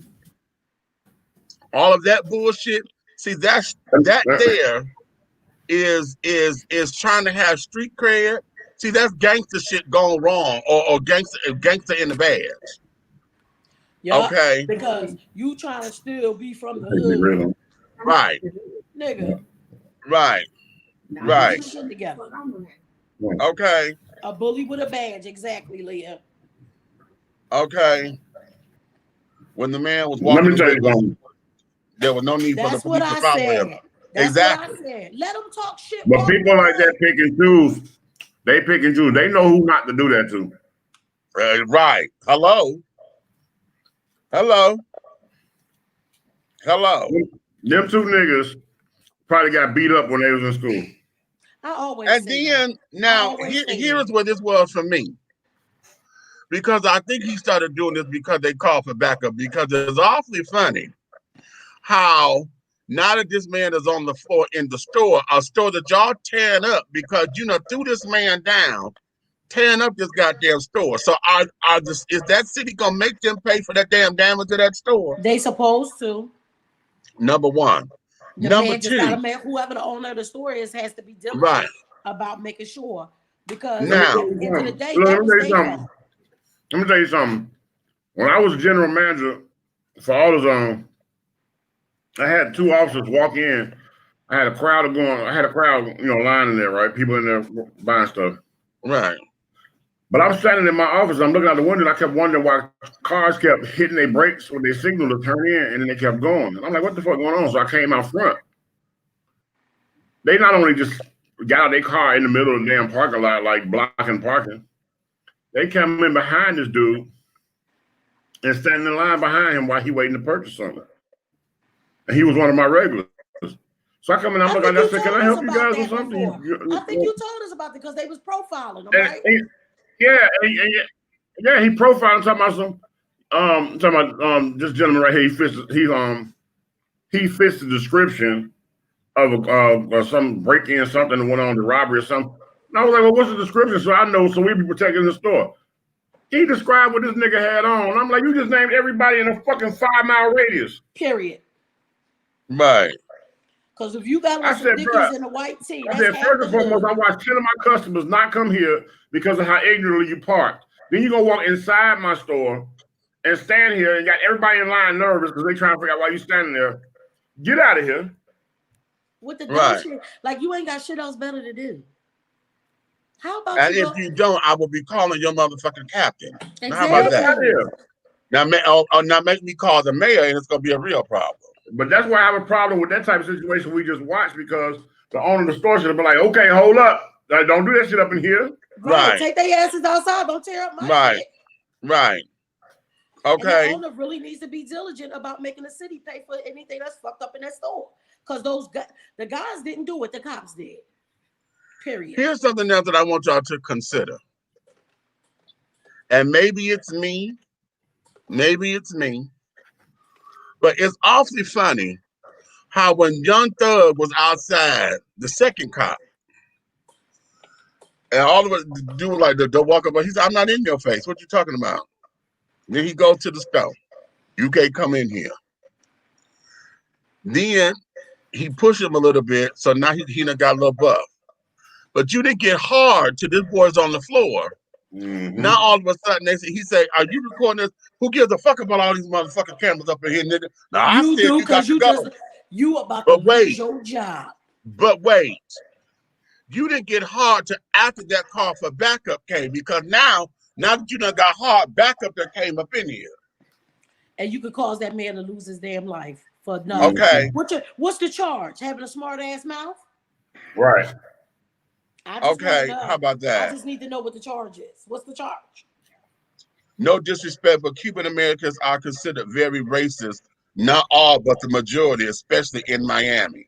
A lot of But Cuban you know people what? don't think that they black. They need to really just go look in the mirror. A lot of that is because of the conditioning that the media has out there. Because our image, when it goes overseas and carrying on. Now, the thing of it is this. Those who coming from Puerto Rico and carrying on Puerto Ricans, y'all are United States citizens because Puerto Rico is a U.S. territory. It's a territory. Right. Well, most Okay. Puerto Ricans always say that. Because Okay. y'all know we live up top, so like we got a lot of Mexicans and stuff like that, or people from Right. South America here. Up in Philly and New York and stuff is mostly Puerto Ricans and Dominicans. Right. Now, those of y'all who coming from South America, now y'all know we talked about that before. Y'all are South Americans. Now, but y'all Americans, y'all just South Americans. Mm-hmm. Okay, but we don't call them that. We call them whatever country they come from. You're Cuban. Okay. But you're South American, honey. Okay, just like And let's that. get another thing straight with people what we like to call Latino, Hispanic, the over white ones are the ones from Spain. Okay. Okay. The other Latino countries, bitch, y'all black. The only difference between us and y'all is a port stop. Please understand. It's about time. They need to. Shit. Yeah, like what the fuck they waiting on? They need to. If they are territory, Okay. what we been waiting on? Well, the owners are scared because the same cops will come back and fuck up the stores. That's all right. Yeah. I had their asses up on charges. Fuck that. How about that? It's time to stand Okay. up to these motherfuckers. Get the bad ones out of there. Right. Right. I don't feel Okay. like all cops are bad. I don't. I have Right. people that I love dearly who are officers and detectives and stuff like that. And I know Okay. I be feeling a little way because it's like I don't even ask them about work. And I'm gonna say this because I don't want to know in my mind if you are not standing up for the right shit. Okay. See. Because I don't want to feel like I don't want to love you no more. So Okay. I want to know. And I know that might be a little selfish, but that's where I am with it. I don't want to know.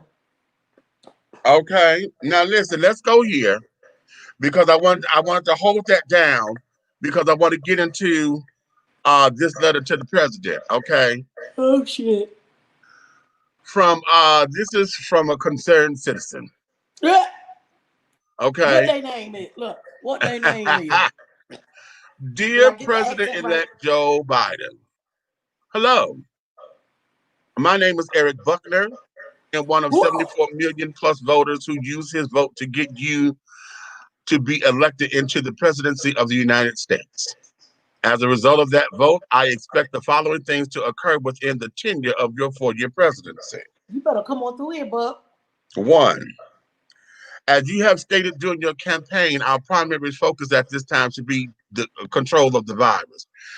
This means in day one of your presidency, you should implement rules, programs, and regulations that will help control the spread of the virus, as well as help and help Americans who are financially challenged or are unemployed during this time. Two, I also expect you to help Americans who have lost their jobs as a result of the virus, as well as implement a sturdy plan that will help in the implementation of vaccines that may, when they become available. As an African American here in America, I was very intrigued by the comment you made in your second town hall debate in regard to people like myself gaining generational wealth and some of the programs that you said you would implement in regards to that. I expect there to be a very, very concentrated effort concentrated effort to make these things possible and not just talking points as politicians have made in the past. Number one, these programs must be the one that help African Americans not only gain help financially, but educationally, as well as preferably putting them in situations where they can attend schools of higher learning free of charge. We also need institutions that would be willing to lend money to African Americans and minority people of color in order for them to gain a financial step in terms of opening their own businesses and owning their own homes. I also want programs implemented to help inner cities in terms of fixing the blight, as well as building up the inner city structures, schools, businesses, and other things that benefit the people who live there. During the Democratic National Convention, you spoke about why you first entered politics. You said it was because of what you saw as unfairness to people of color like myself. That speaks to me in terms of what I see on a daily basis as an African American. Since you claim to understand our plight, now that you are in the position as you are and as in the president, I fully expect you to do everything within your power to not only fight systematic racism, but implement programs that will help eliminate the effects of it. One, a commission needs to be formed to look into reparations for African Americans and find a way to fairly implement them within the time of your administration. Two, a commission also needs a disproportionate amount of African Americans who are arrested by the police, and measures need to be taken to make sure the adjustments necessary to make that no longer an issue here in America. This commission should consist of people in law enforcement as well as American citizens of various ethnicities and genders. Three, as promised during your campaign, $15 an hour minimum wage needs to be implemented nationally. Nationally. Okay. You also need to work to establish better credit assessment programs where credit institutions count not your initial credit with creditors, but also include the payment of utilities, house notes, and mortgages as well. If these things are properly done within your 4-year term, we will then establish that you are sincere in what you have promised to us, the people who voted for you, and in turn will ensure a second term or endorse who you choose to be your successor. Thank you for your cooperation in these matters. Hopefully, you will find a way to make these things come to life. Any congressperson who has not chosen to help you in these endeavors must and will be voted out and the next possible election term or cycle. We thank you in advance for your complete and total cooperation in these matters. I pray for your success. God bless you, and may He also guide you and your decisions respectfully. Eric A. Buckner, American citizen. P.S. Don't ever forget about my city, Detroit. We helped you get there. Well, Buck, you better come on and speak. What the buck? What the fuck? Yes. What the fuck? What the buck? Hey, Gregory that's not me. playing, okay? He I was will. dead Okay. ass serious. I get 25 cents for every what the buck.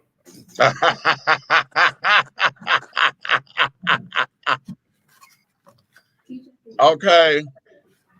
Okay. How about that? What'd you say? Okay. Really well done, Eric. That was the State of the Union to our people. How about that? Bro, come on. Oh, thank you for that, Daryl. Thank you for that. We need to get Now that some kind of let's way sent to forward that. him. Now let's forward that to the White House.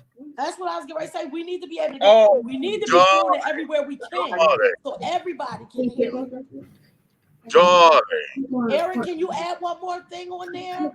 You know, They need to for add that, Daryl, 'cause regular jobs having health insurance for employees. If they are small businesses or whatever and can't afford it, then that's where the government should be able to come in and give it to them through their job. okay. Who in your What? background? That ain't me. That's No, red. that's Red. Because all that he got that strong mic. He got that blue mic, honey. It's picking up everybody.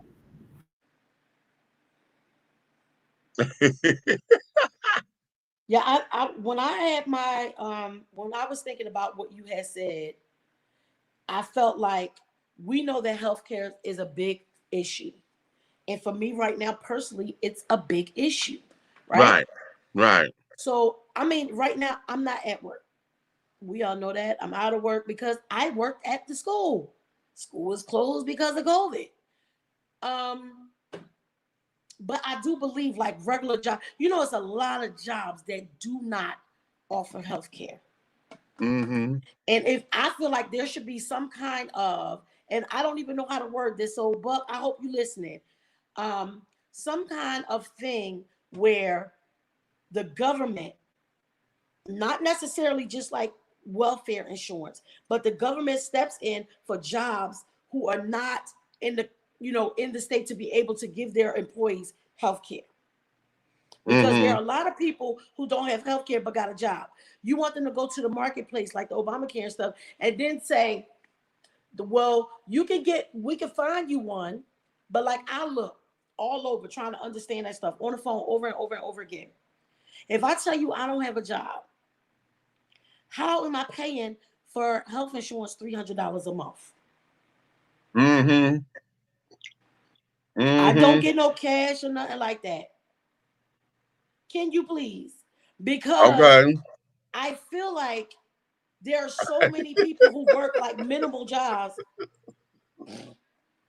So many people who work jobs that don't offer health insurance. They got to pay their bills at home, get back and forth to work. They might have to pay for daycare for the kids and all kinds of stuff. Where are you supposed to get the money for health care? Hmm. Okay, the cheering. Let cheering, honey. But see, you just gave me something because when you talk about the State of the Union, Mm. I instantly went to Billy Porter. He's been doing one a year during either at the whenever the State of the Union goes up. Carrying on, I think he may do one at the inauguration. You Mm. know, and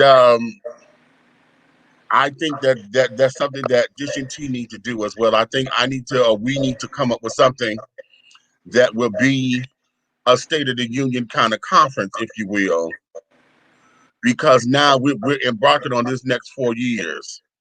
You know what I think would be dope? Well, If Dish and T get off my lawn. What's the name of Stan show? um, behind the wall, is it behind the blue Behind the Blue wall? Wall. If all of us got together and did something like that,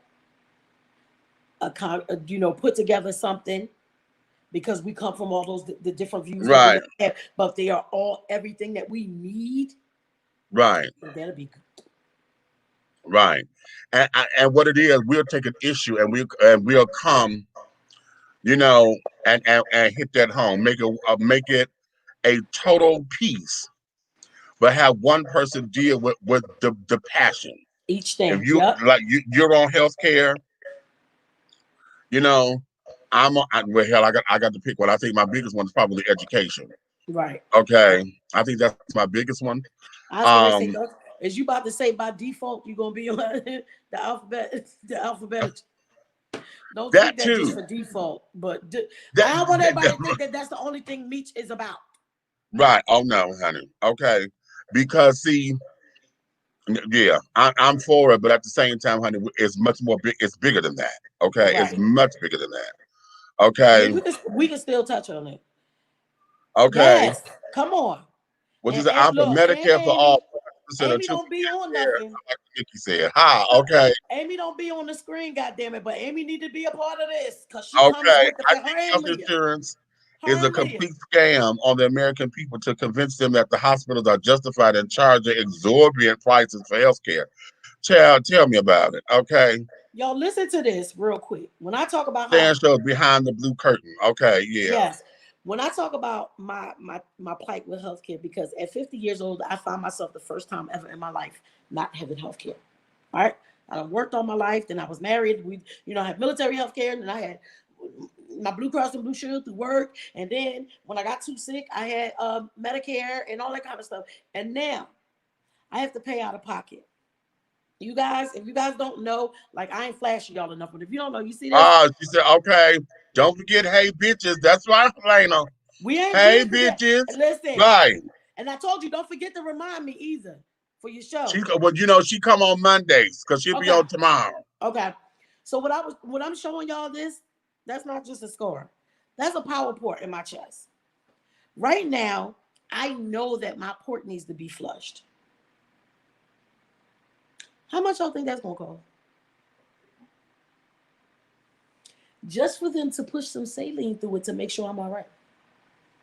Right. Right. Okay. That shit to think about is crazy to me. Okay, for Nighthawk Network. You better come on. It's crazy to me that other countries can have free health care, universal health care. And I know about universal health care because when I was in English 101 and 02, I started my paper on universal health care. When I went to 02, I made it stronger.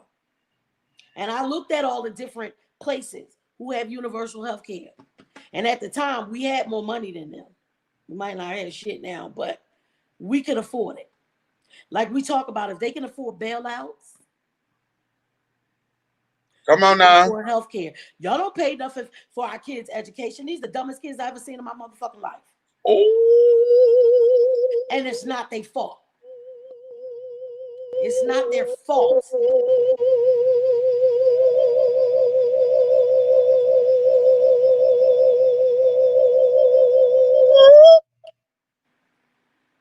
Ignorant asses. I sit in here with my 6-year-old granddaughter every morning and help her with her work. And I'm going to tell y'all something. The parents who are able to be home with their kids to help their kids, and you're not helping them, you sitting right there, but you ain't helping them, shame on you. Right. Because I watch these kids. I watch these kids on the screen act up. Right. You're home. You 6. You ain't by yourself. You're not in the house by yourself. So why is a 6-year-old allowed to act up from behind the screen? Your home is still not making sure that they're doing what they're supposed to be doing. So parents, shame on you. I like that. I like that too. A two-night meeting of the mind. Come on now. Let's do it. We gotta all talk. We gotta talk and let's get it together. But our kids are not being told. And you know how we say we got some teachers who really care, and some teachers, it's like y'all get on my motherfucking nerve. Like I'm here for a check. I can honestly say Liliana's teacher texted me and said, thank you for being, she was thanking me and her mom for being there to support her. She let me know that the other parents be giving her hell. Why? Mm-hmm. I sit here and I watch this lady every morning. I be tired of the motherfucker. You think I Right. want to sit there and hear a bunch of 6-year-olds yelling? But I watch her. Patient as hell. This lady is 27 years old. I thought she was older, but the other day was her birthday. Okay. 27 years old, trying to handle 2 different classrooms. Right. On the screen. And you people who are at home, whether it's the mom, the aunt, the older sister, whoever's the caregiver for the child when they're home, you can't make sure your child is acting right so the teacher Right. can teach. Right. I'm gonna beat this heifer's ass because she ain't got the damn key. Y'all keep talking. I got to go. Go ahead. So my thing about, we don't spend money on education. We bailing out every goddamn body, and we bail out every rich thing on the planet. But there's no money for healthcare. We funding wars that we shouldn't even be a part of. Why? Every damn time something happened in the Middle East, here the fuck we go. You know why? Because we greedy. It's been about the oil. It's all of it. Always been about the oil. We greedy as shit. We always stepping into some shit. I remember asking my ex-husband one time, why the fuck are we always in other people's shit? Because y'all know he was in the army. And he said, because they look at America as the world police.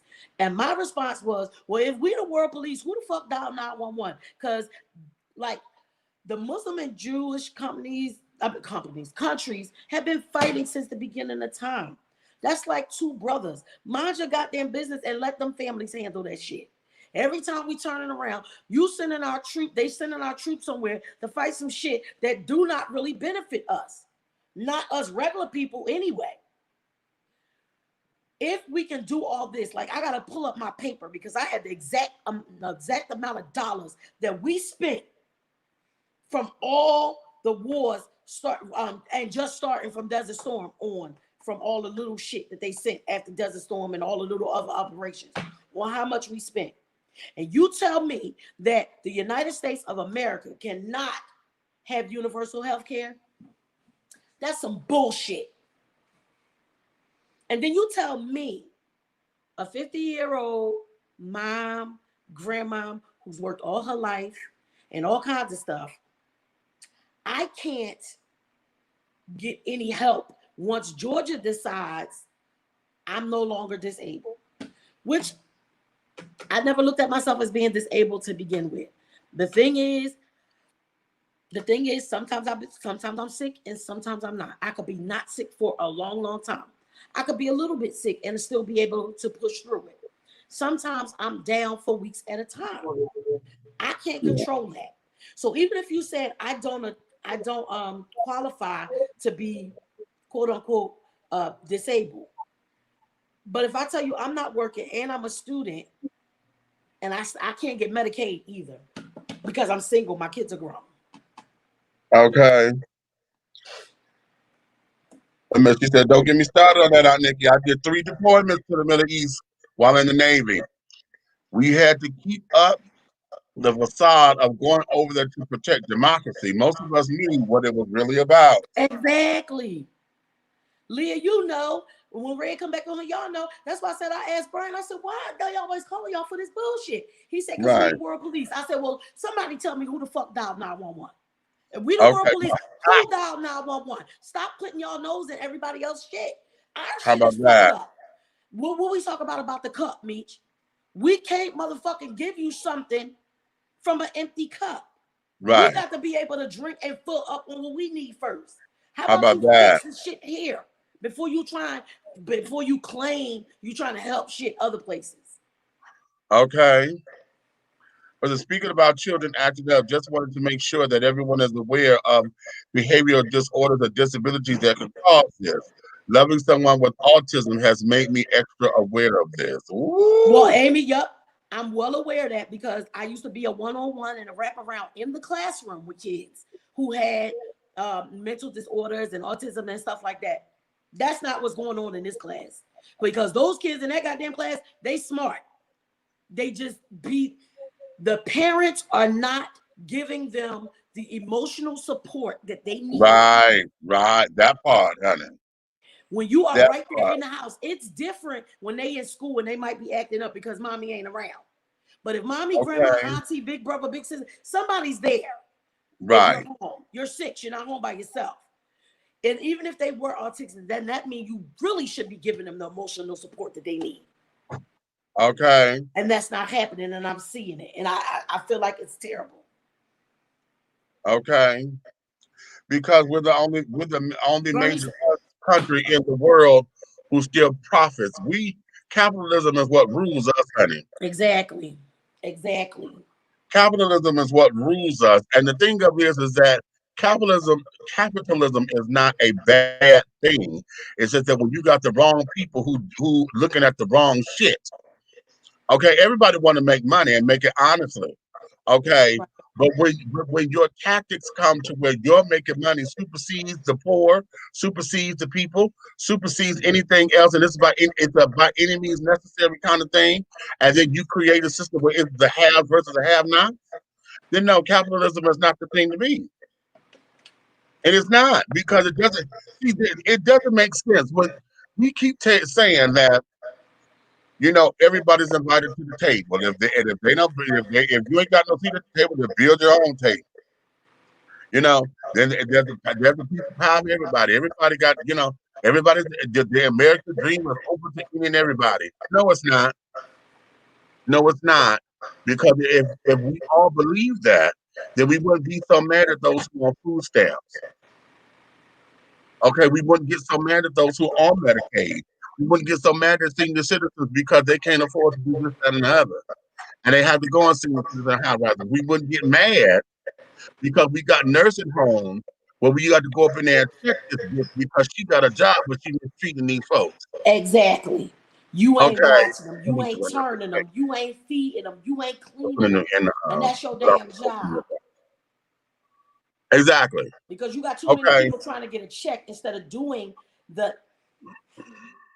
there are things where you really in your mind and heart have to be in it to do it. Right. Taking care of our kids, taking care of our elderly, taking care of our mentally disabled people. Mm-hmm. You should not be there for a check. You should be there because you care and you happen to make money for that.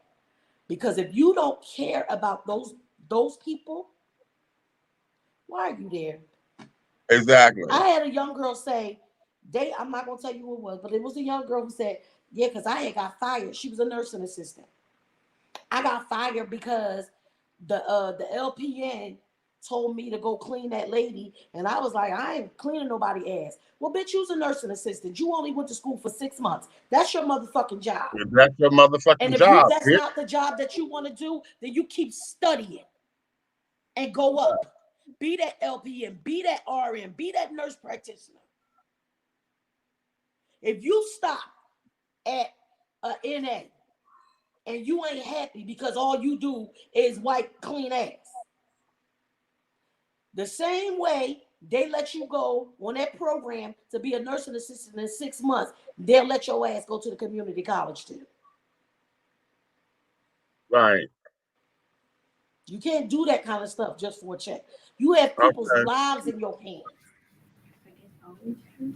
The shaping of our children, the care of our mentally disordered people and our elderly, the care of them is man. Because y'all know we in an age now. Grandma gets sick, you put it in a nursing home. You got your alkaline water. I got my cool water. Grandma and them get sick. Wait a minute, shit! I need some damn water. What you got? I got my watermelon juice. Shit, fuck it. They're gonna talk about alkaline water and shit. Oh, I got mine. I got my juice. That look good though. And I don't have no liquor in it. It's just regular watermelon juice. Yeah. Oh, okay, cool. Well, that's good because then it'll give you a good cleanse. Y'all remember when we was little? Grandma and them ain't go to no motherfucking nursing home. If they was sick, you go to somebody's house. What's in their living room and their dining room? A motherfucking hospital bed. Don't play with me. I ain't the only one who feels when you get to the house, somebody's hospital bed was in the living room or the dining room. We took care of them. We- Now, or maybe because we did. so busy, and I'm not saying because we don't care about them. I'm not saying that. Please, y'all, do not mistake me saying that. Things are different now. We got to work so much, we can't take care of everybody. So if I Right. trust you with an elder of my family, and I believe that we're putting them in a good place. And you are there to take care of them. And I come on my little weekly visits, or however often I come. Hopefully, if that ever happened, I'm gonna be there as much as possible, right? But I come and my mom, my auntie, or whatever ain't ate. She look a mess, her hair ain't combed, all kinds of stuff. Right. Okay. Don't get me started. Now listen, let's go here. This other thing that I want to read. I'm not going to read this in its entirety. I'm going to just read the highlight of this. I put the link. I'm going to re-put the link here to this What is article. it? Okay. The link that I just put up in here, y'all. That link right there. Mm. Is the link to this particular article that I'm about to read. Okay. Meech. Huh? Look, my left hand itching. Who better send me some money? Okay. Come on now. Now, this article is from Ferris State University, and it is in the Jim Crow Museum of Racist Memorabilia, which I would love to go. Okay. I want to go All there. right. And this here is entitled The Coon Caricature. Hold Okay. on. Hey, Red, if Cupcake's saying anything important, you might want to mute your mic because we can hear her nice and clear. Okay. Yeah, your mic pick up everything. Like I got my mic because you got that one. I ain't going upstairs because I pick up the whole goddamn house if I go in the stairs. Right. This here is Dr. David Pilgrim, professor of sociology at Ferris State University. This was written October 2000, and then he edited it in 2012. Okay. So we still got some life on this. Okay. It says, oh, wait a minute. I think I want to share this because there's a couple of pictures in here that I want y'all to see. Hold on. Let me share this page real quickly while I read it. But for those of y'all who never been to go and see if y'all have never seen any of the memorabilia and stuff from the black dolls and stuff that they were selling that was supposedly us, I used to collect them because I was like, no, even though I know what it represents, it's part of our history. It's part of our history. But not to go back to. Right. Because I know people that would collect the mammy dolls. Yeah. I was thinking about that one time. It says the coon caricature is one of the most insulting of all anti-black caricatures. The name itself is an abbreviation of raccoon, is dehumanizing. As with Sambo, the coon was portrayed as a lazy, easily frightened, chronically idle, inarticulate buffoon. The coon differed from the Sambo in subtle but important ways. Sambo was depicted as a perpetual child, not capable of living as an independent adult. The coon acted childish, but he was an adult, albeit a good little adult. Sambo was portrayed as a loyal, contented servant. Indeed, Sambo was offered as a defense for slavery and segregation. How bad could these institutions have been as the racialists if blacks were content and even happy being servants? The coon, although he often worked as a servant, was not happy with his status. He was simply too lazy or too cynical to attempt to change his lowly position. Also, by the 1900s, Sambo was identified with older, docile blacks who accepted Jim Crow laws and etiquette, whereas coons were increasingly identified with young urban blacks who disrespected whites. Stated differently, the coon was a Sambo gone bad. Ah, the prototypical movie, the prototypical movie coon was step and fetch it. The slow talking, slow walking, self-demeaning nitwit. Looked like his character almost a minute to it took his character almost a minute to say, I be catching my feet now, master. Okay. Don Vogel, 1994, a cinematic historian, lambasted the coon as played by Stephen Fetchit and others. Before its death, the coon developed into a more blatantly degrading of all black stereotypes. The pure coons emerged as no account niggas, those unreliable, crazy, lazy, subhuman creatures, good for nothing, more than eating watermelon, skillet chicken, shooting crabs, and butchering the English language. Uh, the coon caricature was born during the American slavery. Slavery masters and overseers often described slaves as slow, lazy, rugged pushing, and eye servant and trifling. The master and the slave operated with different motives. The master desired to obtain from the slave the greatest labor by any means. The slave desired to do the least labor while avoiding punishment. The slave registered his protest against slavery by running away, and when that was not possible, by slowing work, doing shoddy work, destroying work tools, and faking illness. Slave masters attributed these slaves' poor work performances to shiftlessness, stupidity, desire for freedom, and genetic deficiencies. Wow. The amount of work was done by a typical slave depended on the demands of individual slave owners and their ability to extract labor. Typically, slaves worked from dusk to dawn. They were sometimes granted leisure time on Saturdays or Sunday evenings. However, this time was spent planting or harvesting their own garden, washing clothes, cooking, and cleaning. A slave owner wrote, I always give them half of each Saturday, and often the whole day, at which time the women do household work. Therefore, they were never idle. Okay. And it goes on. I'm gonna jump down a little bit because I want to get back into uh no, this here is I'm not gonna get all off. But I want to see y'all see this picture right here? Mm-hmm. Right here. All coons look like me.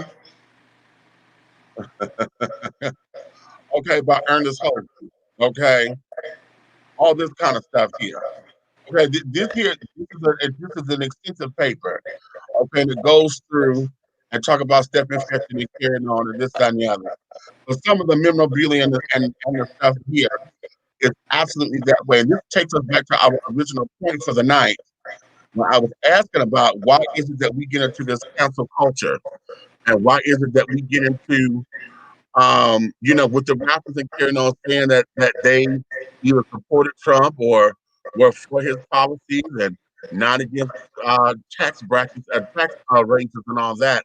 How is it that we have allowed ourselves to get to a point in our country or a point in this society where no one can have an opinion anymore without it being us being at each other's throats, at each other's necks, want to demean and dehumanize somebody.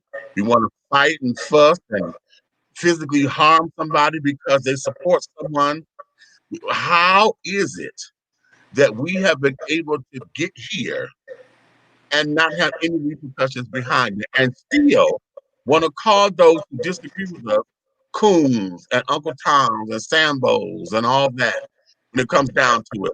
How did we get here? Simply because this man who has 73 more days to be the current administration, simply because folks have taken and said, okay, I agree with him or I support him and blah blah blah. Why do we take that so fucking personal? I don't know because I'm gonna say it like this. Why would you stress about what somebody else's views are? If you care about the views that you care about, do something about it. And then you have, man. Period. Period. It doesn't matter. Like first of all, our celebrities and stuff like that, who we may feel like should be down for whatever it is we think they should be down for. Because half the people that be mad at them don't know shit about politics, don't know what the fuck going on, who did what. All you know is everybody else said we hate Trump, so you hate Trump too. Do you even know why you hate Trump? Oh, oh. Okay, now see you don't went there. So is it that syndrome because my friend don't like him that I'm supposed to have my friends back, and because my friend don't like you, I don't like you either. So you can't talk to me no more. It's exactly like that. Because I'm gonna tell y'all right now, if the people I care about don't fuck with you, I don't fuck with you. But I'm Okay. gonna know why I don't fuck with you though. Because usually if you did some fucked up shit and you did it to somebody that I care about, then that's why I don't fuck with you. Good But night, Amy. good night, thank you. But if Meech be like, that bitch did such, like when we went to Creflo Crooks Church, bitch, I ain't forget what y'all did to my friend. We ain't doing shit. Sorry. Okay. You ain't help him. Okay. We ain't helping you. Sorry. Okay. My cousin right there, I keep telling y'all, my cousin got first-hand information on some shit that's all over the internet. Okay. But because my cousin don't fuck with her, I'm just saying. But yeah, that's the syndrome that's going on. Okay. That's the syndrome that's going on. Like, and I also would be, I gotta take that back too. Because if you just want some petty shit, like people that all be together don't like that person over there because Uh-huh. whatever the fuck, she bought the shoes that she knew that I wanted. Now we'll fuck with her. No, I'm not doing that. Right. But if you do some fuck shit to somebody I care about, yeah, I'll Okay. fuck with you. But that's me knowing why I don't fuck with you. Right. How You about hating Trump because all the people in the hood hate Trump, but you ain't never looked at none of the shit that he did have. You a street nigga. You don't even know what the fuck he did. Street nigga or street chick. You don't even know what the fuck he did, right or wrong. You just don't like him because you hear everybody else say, fuck that nigga. right? Get your life together. What I be here saying to Lily all day. When she say something smart or don't say yes, when I call her, she say yeah. And I look at her, she better get your life together. Okay. How about that? How about that? All right. Let's go here because we're gonna wrap up with this. Okay. Uh Here we are. All of us, we have reached a certain age, thank God. Hallelujah, want to do it. And we are now in a space where we have some life experience behind us. If you were able to have a conversation with your 18-year-old self, with what you know now, what would you tell that 18-year-old right now? Personally or like over? Put on a condom. How about that? It might be true. Pull out. Fight, Don't eat that. fight for what you love. Fight for what you love. That's what I would tell myself. Really? Mm. She don't love you. Okay. I did. Okay. But I didn't fight for the love. Oh, That woman okay. too old for you. Put your dick in.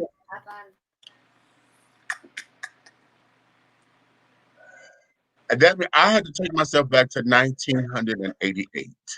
Yeah, because that's where I was in 1988. Yours would 19 be meat. Get out that. Get out of where? Get out that alley. Actually, it was a bathroom. uh,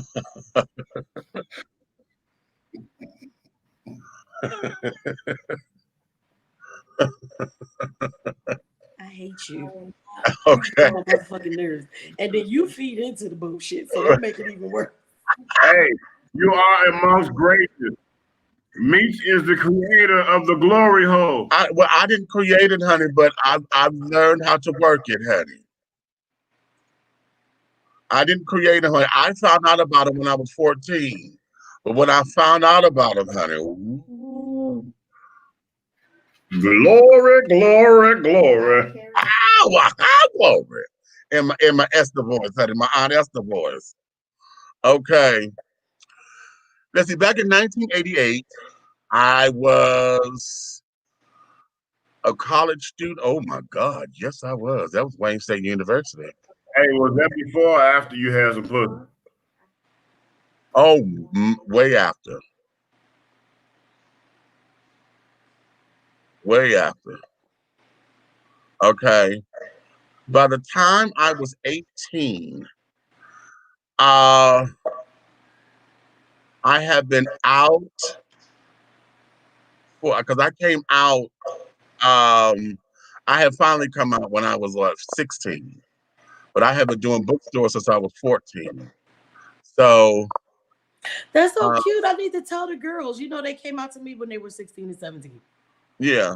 But I came out when I was 16, and by the time who came out to you? Keisha and Cole.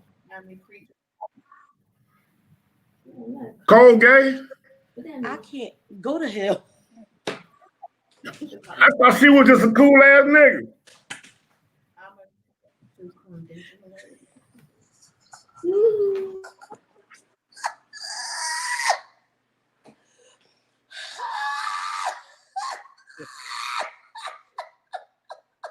As I tell my story, I'm going to be behind the veil because I'm not. Listen, I don't.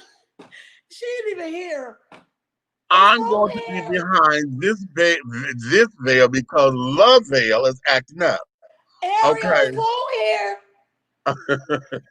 You got jokes. It's Cole here. Oh, I was going to say, tell her Uncle Red said he didn't know she was gay. So he said he thought she was just a cool ass nigga. I would tell myself, that it's okay. It's okay to make a mistake. It's okay not to be perfect. It is okay to let people be people. You are not nobody's God. And even though you have taken on the moniker of gay mother, that you can't raise grown folks, child. Because people are people. People gonna be people. People gonna be people. And one of the things I would tell myself is to stop being afraid of leaving folks behind. Ooh. At that time, I should have been in Hollywood with everybody else because when Nikki from Brownstone and Dwayne Barnes, if y'all remember the crackhead from Minister Society, yeah, he was in my. We went to school together. My son Pete. There was another girl named Travion Davenport. She became a PR person with Trade Day Management. And then who else? That was from Cody. Well, they all had gone out to Hollywood and stuff, and I was supposed to have went with them, but I didn't. Okay, I didn't because I had got caught up in the fabulousness of being gay, and what it was at that time, I was trying to create a status for myself, not knowing that that's what I was doing. Right. Okay, and in that, I did not want to. I didn't want to upset the apple cart because I thought that certain things were being done was just, it wasn't for me. And then I did not trust the fact that folks would allow me to do it because I was so openly gay.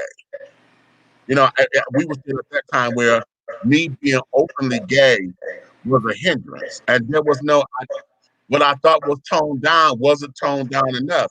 Because now the thing, and you've heard me say this before, I've had my friends tell me, bitch, you are you baking a cake. You're not trying to burn clay. You know, Mhm. turn that down. You're not a Keon, honey. I need you to bake at 350, not sit up there torch bitches at 1400. So I had to learn how to dampen my flame, and it was okay. So, and then I had to learn how to put it on pilot light.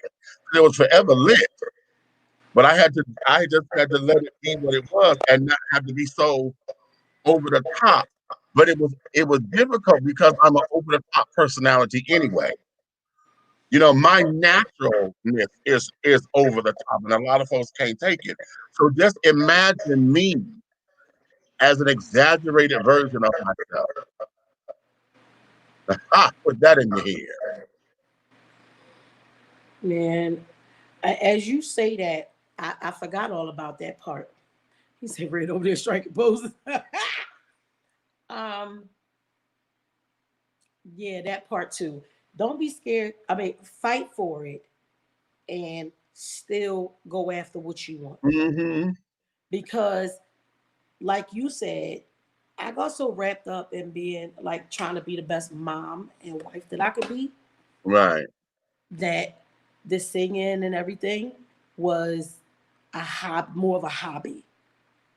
Hmm. But I knew deep inside what I wanted it to be. Hmm. And I never just said, listen, I want to do this. Doing the show here and there and, putting things together. That was all cute. But that burning inside wanted to be out there singing. And then when you get older and you realize you ain't use it, so you starting to lose it. Okay. Well, that's because we don't practice it and carry it That's on. what I'm saying. You ain't use it. For me, I got tired of being shot down because my dreams and stuff were, and everything that I did. I got production.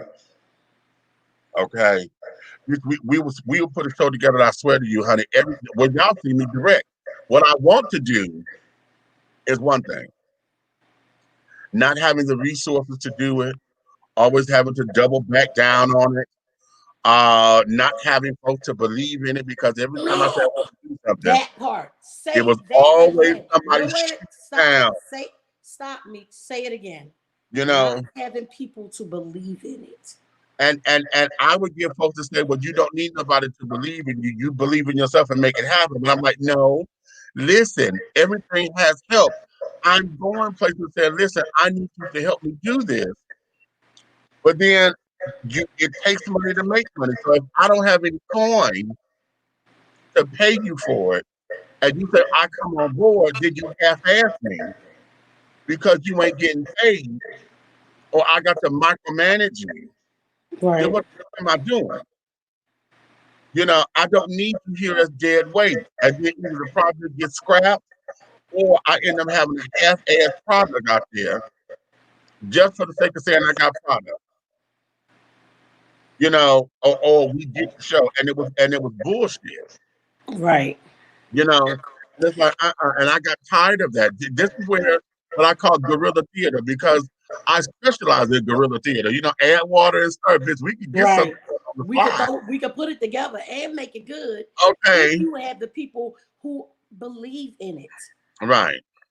Right. People think like I know it's that thing where you gotta believe in yourself, and I get that. But just like is Lauren in here tonight? Who? Lauren, my little No. cousin. Just like Uh-uh. when Lauren was talking about, and you were talking about, you know, the people not being supportive, right? Mm-hmm. When you don't have somebody in support of something that you're doing, not that you necessarily need them, but the support of people that you care about and the people that you think care about you Right. can just make things go better because your spirit is better. Mm-hmm. Your spirit is better because your spirit has you feel the love of the people who care about you, who support you, even if it ain't monetary. If it's let me come sew some costumes for you, let me help you come move some shit around. What Mm-hmm. you need me to do? Drive this person, that kind of stuff to Right. help Right. make shit go smoother. And when you Right. don't have that, but then you got so many people who act like they love you so much, But when you need them to bring all this shit together, where the fuck they at? It does make a difference. And it does make your heart heavy. It Oh makes yeah. things harder to do. Oh yeah. Oh yeah. Yeah, I would say those two things. Fight for the love, and go for what you know you was here. Go for what you know you born to do. Right. Because you can be born to do more than one thing. I will also tell myself Nope. Don't look over there. Don't look over there. Don't. finish school. I will tell myself that finish school. I still think that I like the way I did the school thing, like being the mom and the wife and stuff, and then doing school later. Because I wouldn't say to not have my children when I did, because that, even though I had them young, it molded me into a Mm-hmm. stronger person. So I wouldn't Mm-hmm. change that. I kind of like doing school after, because I used to feel like it was a regret of mine. I didn't Mm-hmm. finish. I didn't finish. I started college. I didn't finish. And then it was like, when I got all the motherfuckers out of my damn hair, I was able to have a clear head and not go to school for something that was practical, but go to school for something that I loved. Right. Having the kids young would have made me stay in school, even though I love the mental health field. I love it. But now with all the experience that I gained working, I can still go into mental health with the skills that I gained with that bachelor's degree in that media production, Right. and use things to help. Like I used to. I used to use music when I work with the kids. I use music as a Right. therapy. Now I can incorporate the other things that I know. You know what I'm saying? So Right. that one I wouldn't change, because I would Let have me took read Leah's comment. practicality. I'm a reader from Facebook because it's long and it cuts off here. Mm, She says, I would say to myself that if you knew you liked girls when you were younger, then there's no need to hide anymore. You didn't have to be afraid of leaving the church just because you didn't feel comfortable anymore. Those girls never treated you or your brother with respect, and half of them rebelled against their sanctified parents anyway. Be the best person you can be and go after your dreams. Don't emotionally attach yourself to one woman who may not care about you in the long run. Don't beat yourself up for the mistakes you made after you come out, especially when you've been navigating those feelings for so long. That's deep, baby. who was that from, Hey, Leah? first, That's first princess, and baby. foremost, let's summarize her entire thing. All right. Don't beat yourself, treat yourself, and you like what you like. Well, I hear that. okay. And we got to give credit to Jada Quinn on the like what you like. That's her shit. Okay, right. Okay. So that there is that. I will also tell myself this because see, back when I was 18, I was in the height of my sexual addiction, honey. That's when I was just in my real I got a question. Oh my God. Oh my whole Lord. day. For Big Meat. Oh Yeah. Lord. Okay. You told your story before about your situation, where you came from, how you came from, all the way up to how you came out, and your Right. addiction. Okay. During your physical tirade that was forced upon you, when you were served fish that one time, or whatever, from that one restaurant, right? Uh-huh. Did you just cut the fish up, or did you eat the fish too? I'm gonna beat your ass. You know I'm not with you. I'm not gonna eat no food with you, cool. I'm just curious. Did you taste the fish? Listen, Yes or no? I don't want to do details. Did you or did you not? You know, indulge in the libations of fellatio. not with her. Bo, so you have had a fish Yeah, on your plate. yeah. Okay, see, I was just curious, okay, because I've been trying to decipher. So many men run around their entire life, Meech. Okay, now this goes to the education that you gives out, okay? Uh-huh. So many men run around their entire life that they become addicted to the vagina and they don't know how to stick to one vagina. They got to be all over the place because they scratching like they got Karachi dope in their veins and they got to get out here like a cat on a hot tin roof and you know what I'm saying, and hear every damn thing moving. All because they had their first date.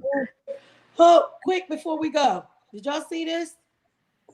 Trump, a little known Trump appointee is in charge of handling transition resources to Biden, and she isn't budging. She is What's that refusing. again? A Trump administration appointee is refusing. A Trump administration appointee is refusing to sign a letter allowing President-elect Joe Biden's transition term to formally begin its work this week. And another sign, the incumbent president has not acknowledged Biden's victory and could disrupt the transfer of power. Well, he said he was gonna do that. Right, he said he was going to do that already. He said he's not trying. But I'm talking about the appointee, like, bitch, sit down. Let She his doing ass her be job. the ass. Let him No, be the ass, though. Let him be it. that's what she's there for. She's there to take that media hit. He paying her good for that. She just making the coin. She said But for life right there. back to your question. Okay. You said what? Back to your question. I have done everything that I need to do with the JJ except have my own kids. Okay, no, my point was this because I was saying so many men become addicted to that you know what I'm saying, that feeling, that sleeve of life, that I was just wondering, had you doggone done all the 360-degree aspects, because I didn't know whether it was the transfer of the DNA through saliva, through those juices, that doggone trigger, that doggone, you know how they had that certain thing in your mind, because that's the biggest sexual organ. You know what I'm saying? And it locked, you know what I'm saying? And I was wondering, okay. For me, all this happened when I was young. So, in understanding that when I was young and was having sex, I knew I was having sex. It was what it was. I just knew I was having sex. The bells and the whistles of it did not go off. That whole oh my God moment. It did not happen until the first time I had sex with God. So when that happened and the mountains crumbled and I heard the angels singing and all of that and your palms get sweaty and shit like that, when all that happened, that's when I knew what it was. I knew, oh my God. Yeah. So then it's fair to say, because I'm gonna say, because I've been trying to figure that out for years, the doggone flip side of that, the switch. Everybody has the switch. You know what I'm saying? When the button. So it's fair to say that it's more spiritual. Yeah. Oh God, yes. Now the addiction part came in because I did started using sex as the answer to everything. Whenever I was lonely or depressed or whenever folks didn't take me seriously and would talk about me or whatever. When I found this arena where because I had experience here, it became a whole idea of making that connection of this is how I cope with my problems. And so when I started to cope with my problems, then all of a sudden it started to control me because then I couldn't stop. I've been in bookstore. I've been a whole 8-hour, 10-hour day in a bookstore. Damn. Yeah. Yeah, during my high school days, when we found out about public bathrooms, what we called the tea rooms back in the day, I would get out of school. I I would remember be you at talked I about that get out of school at before. 2:15. Yeah, I get out of school at 2:15. I would get down to my one place by about 3:30. I would be there from 3:30 to 7 in that bathroom. I would get up from there. That was the Fisher building. And I would go down to Wayne State because I was supposed to be down at Wayne State at 3 o'clock. So I would go down to Wayne State, go check in with what I was supposed to have got done, go check in there. Because I had to give them 2 hours. I give them a little stipend with the Upper Bound program. So I sat in, do my homework and stuff, and then I went down to the other little tea rooms that was around the campus. I would not get home to 11:30. See? So yeah. And then by the time I was 18, we talking to my 18-year-old self, now I've graduated high school. I'm a student at Wayne State University now. So at this particular point, honey, everything is at my disposal. Okay. Plus, I am now legal. Okay. So at this particular point, honey, it was like, oh shit, I'm well. Okay. And I was able to go here and go there and go to the bathhouse and go there and go there. Because now I was taking a high. And I was sitting up there dropping a lot of my money in all that jazz. So yeah, I would tell my 18-year-old self that love was where it was. So I learned about how to get over being mad at my dad and this that, and the other. I did not completely release it until I moved here, and I was 37 then. I had my talk with him at 22, but I did not fully release all of that until I was 37. But that's a whole 19 years later. Mhm.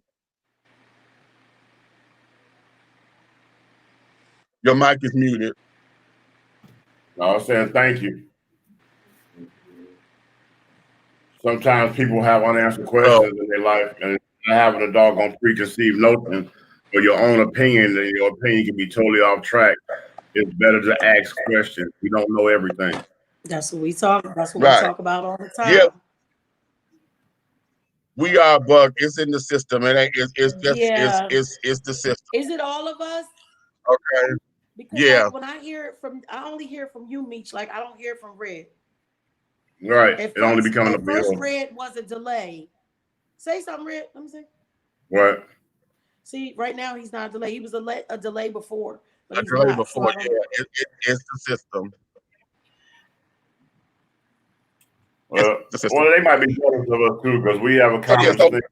we're going to.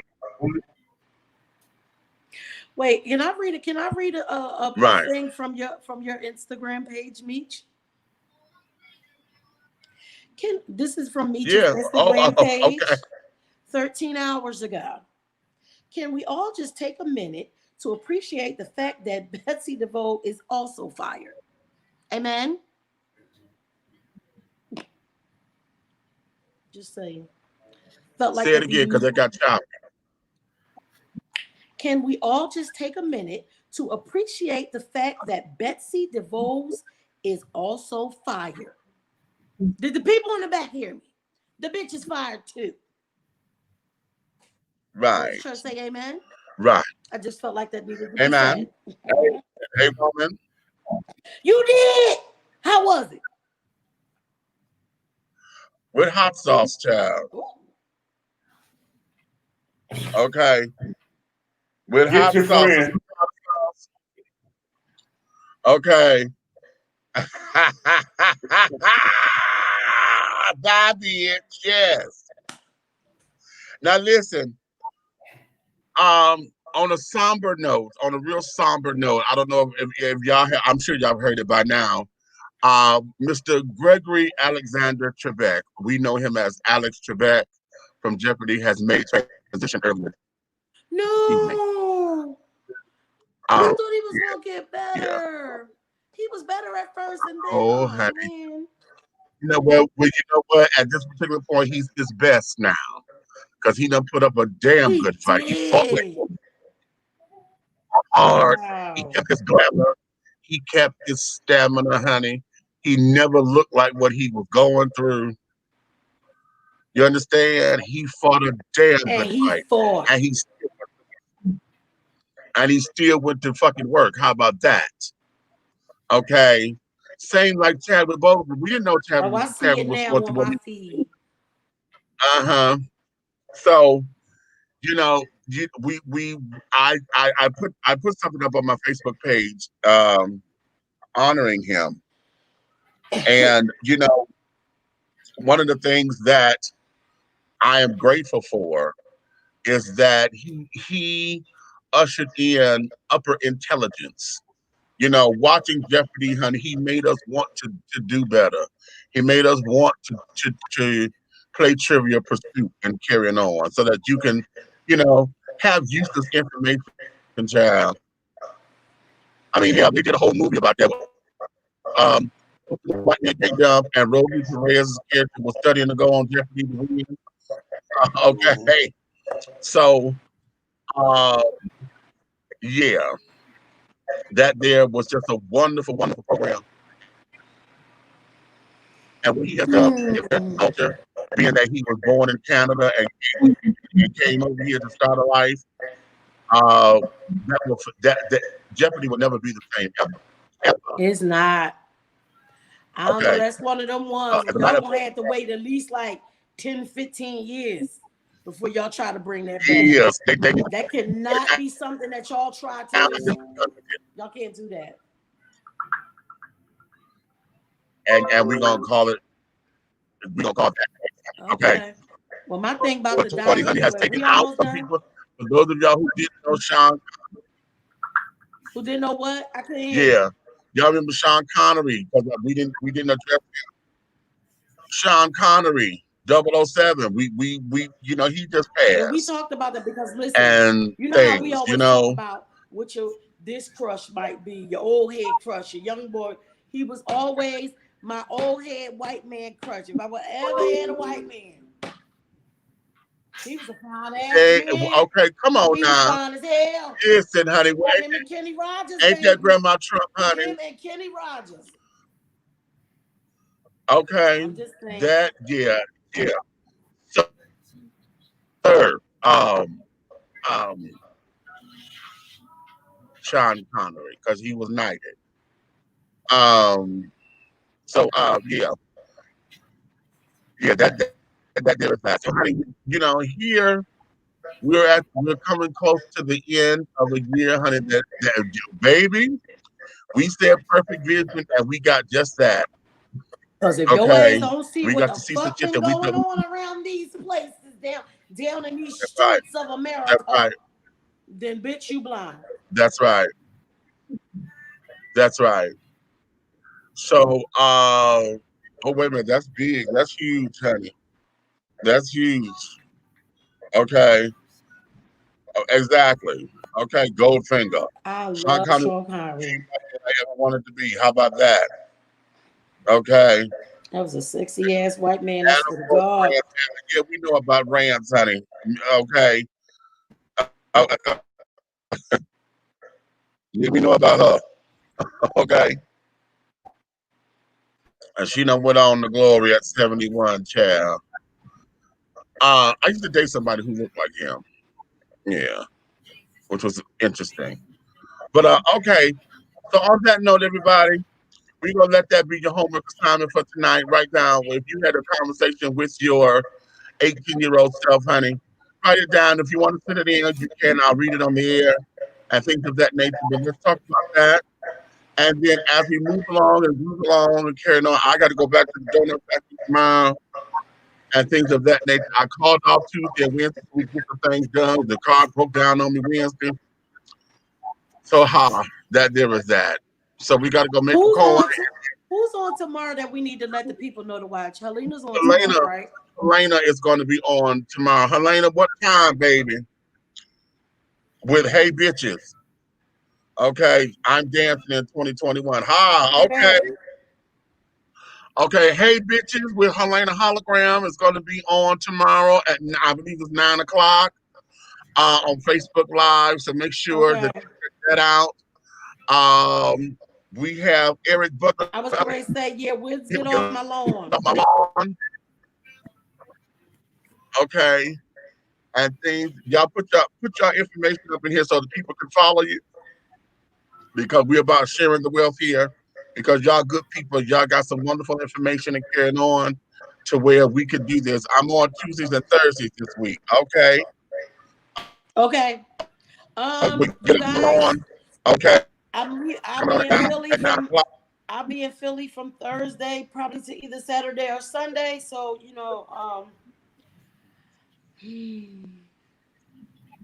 I already know what's Over going here, to you going home happen. too. So okay. I already know what's going to happen. So I'm not sure. I'm trying to prepare mentally for it. So I'm not sure if I'll be in Uh-huh. on our days, but y'all know if I'm not on the screen, I'll be in the comments. If I But can't, we may not be because I'll be home. So yeah. you're not gonna go on. I go home. I'll be in Detroit the Oh, same that's day. right. Oh, okay, okay. Yeah. So you guys, we might be taking a little break. So all of us, whatever we doing this week, all of us just check in with everybody. Right. Just put some stuff up so the people Right. gonna be all right. Oh, Meech, Um. I'm still so upset that these What? things happen at the same damn time because I want to be with you. All right. Wait a minute. Because Red, you going home too, ain't you? You going home too, Red? Yeah, I got it. Yep. Yes, this weekend because you got your son's birthday. Oh, okay. Right, So it's because really, I was playing. Really, when he started talking about Detroit, I was already planning to be there. okay. All right. So And then right after he said something about Detroit, I was planning to be there. I got the phone call. yeah, because as soon as he said it and then he said the date, I'm like, you gotta be kidding me. Because the date of the thing is Friday the 13th, but I'm gonna look at it as a good day because it ain't never been bad days for me on Friday the 13th. So we gonna see.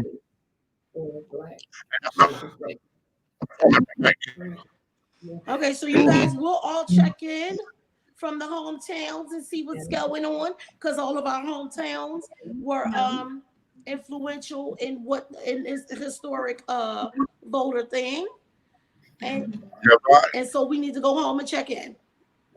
So we'll throw up some stuff, you guys. Anybody, y'all know I'm old and I can't remember shit. Elena, I'm gonna try to remember tomorrow. Make sure you got some reminders up on Facebook. So I'm gonna turn my damn alerts on, y'all. So on that note, babies, we're gonna let you guys get on back to your world. Is TS on? I don't know why I feel like And look at this damn house because it is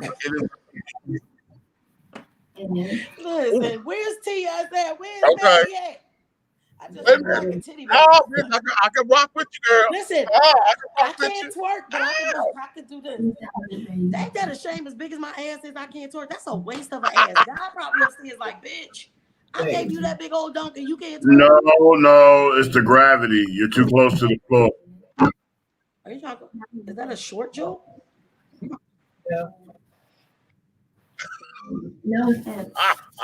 Don't be coming at my height challenge. Don't be doing it. Yo, I'm only 5'3". Y'all These two big tall niggas that get on my nerves. all right, listen. Bye, y'all.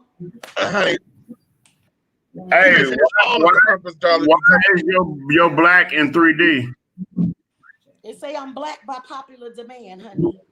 Your black is popping. You need to stop. I'm leaving. Don't. My iPad about to die anyway. It's on 1%. Bye, y'all. Love y'all. Oh, with a dad. Okay. Okay. She says on 1%. Anyway. Anyway, honey, you may finish all of your crumpets, darling, because the tea has been dished, and you've been dishing tea, darling. Yeah, big meat. If you love me, tell a friend, honey. If you hate me, tell an enemy. But you know this: one way, same style form of fashion. Everything that we are doing over here on these platforms, honey, will move forward. Okay. So on behalf of my co-host, Aunt Nikki and Big Red Guy, honey, the big guy ally, honey, I am Big Meats Child. Ha. Y'all may have at it, baby. So,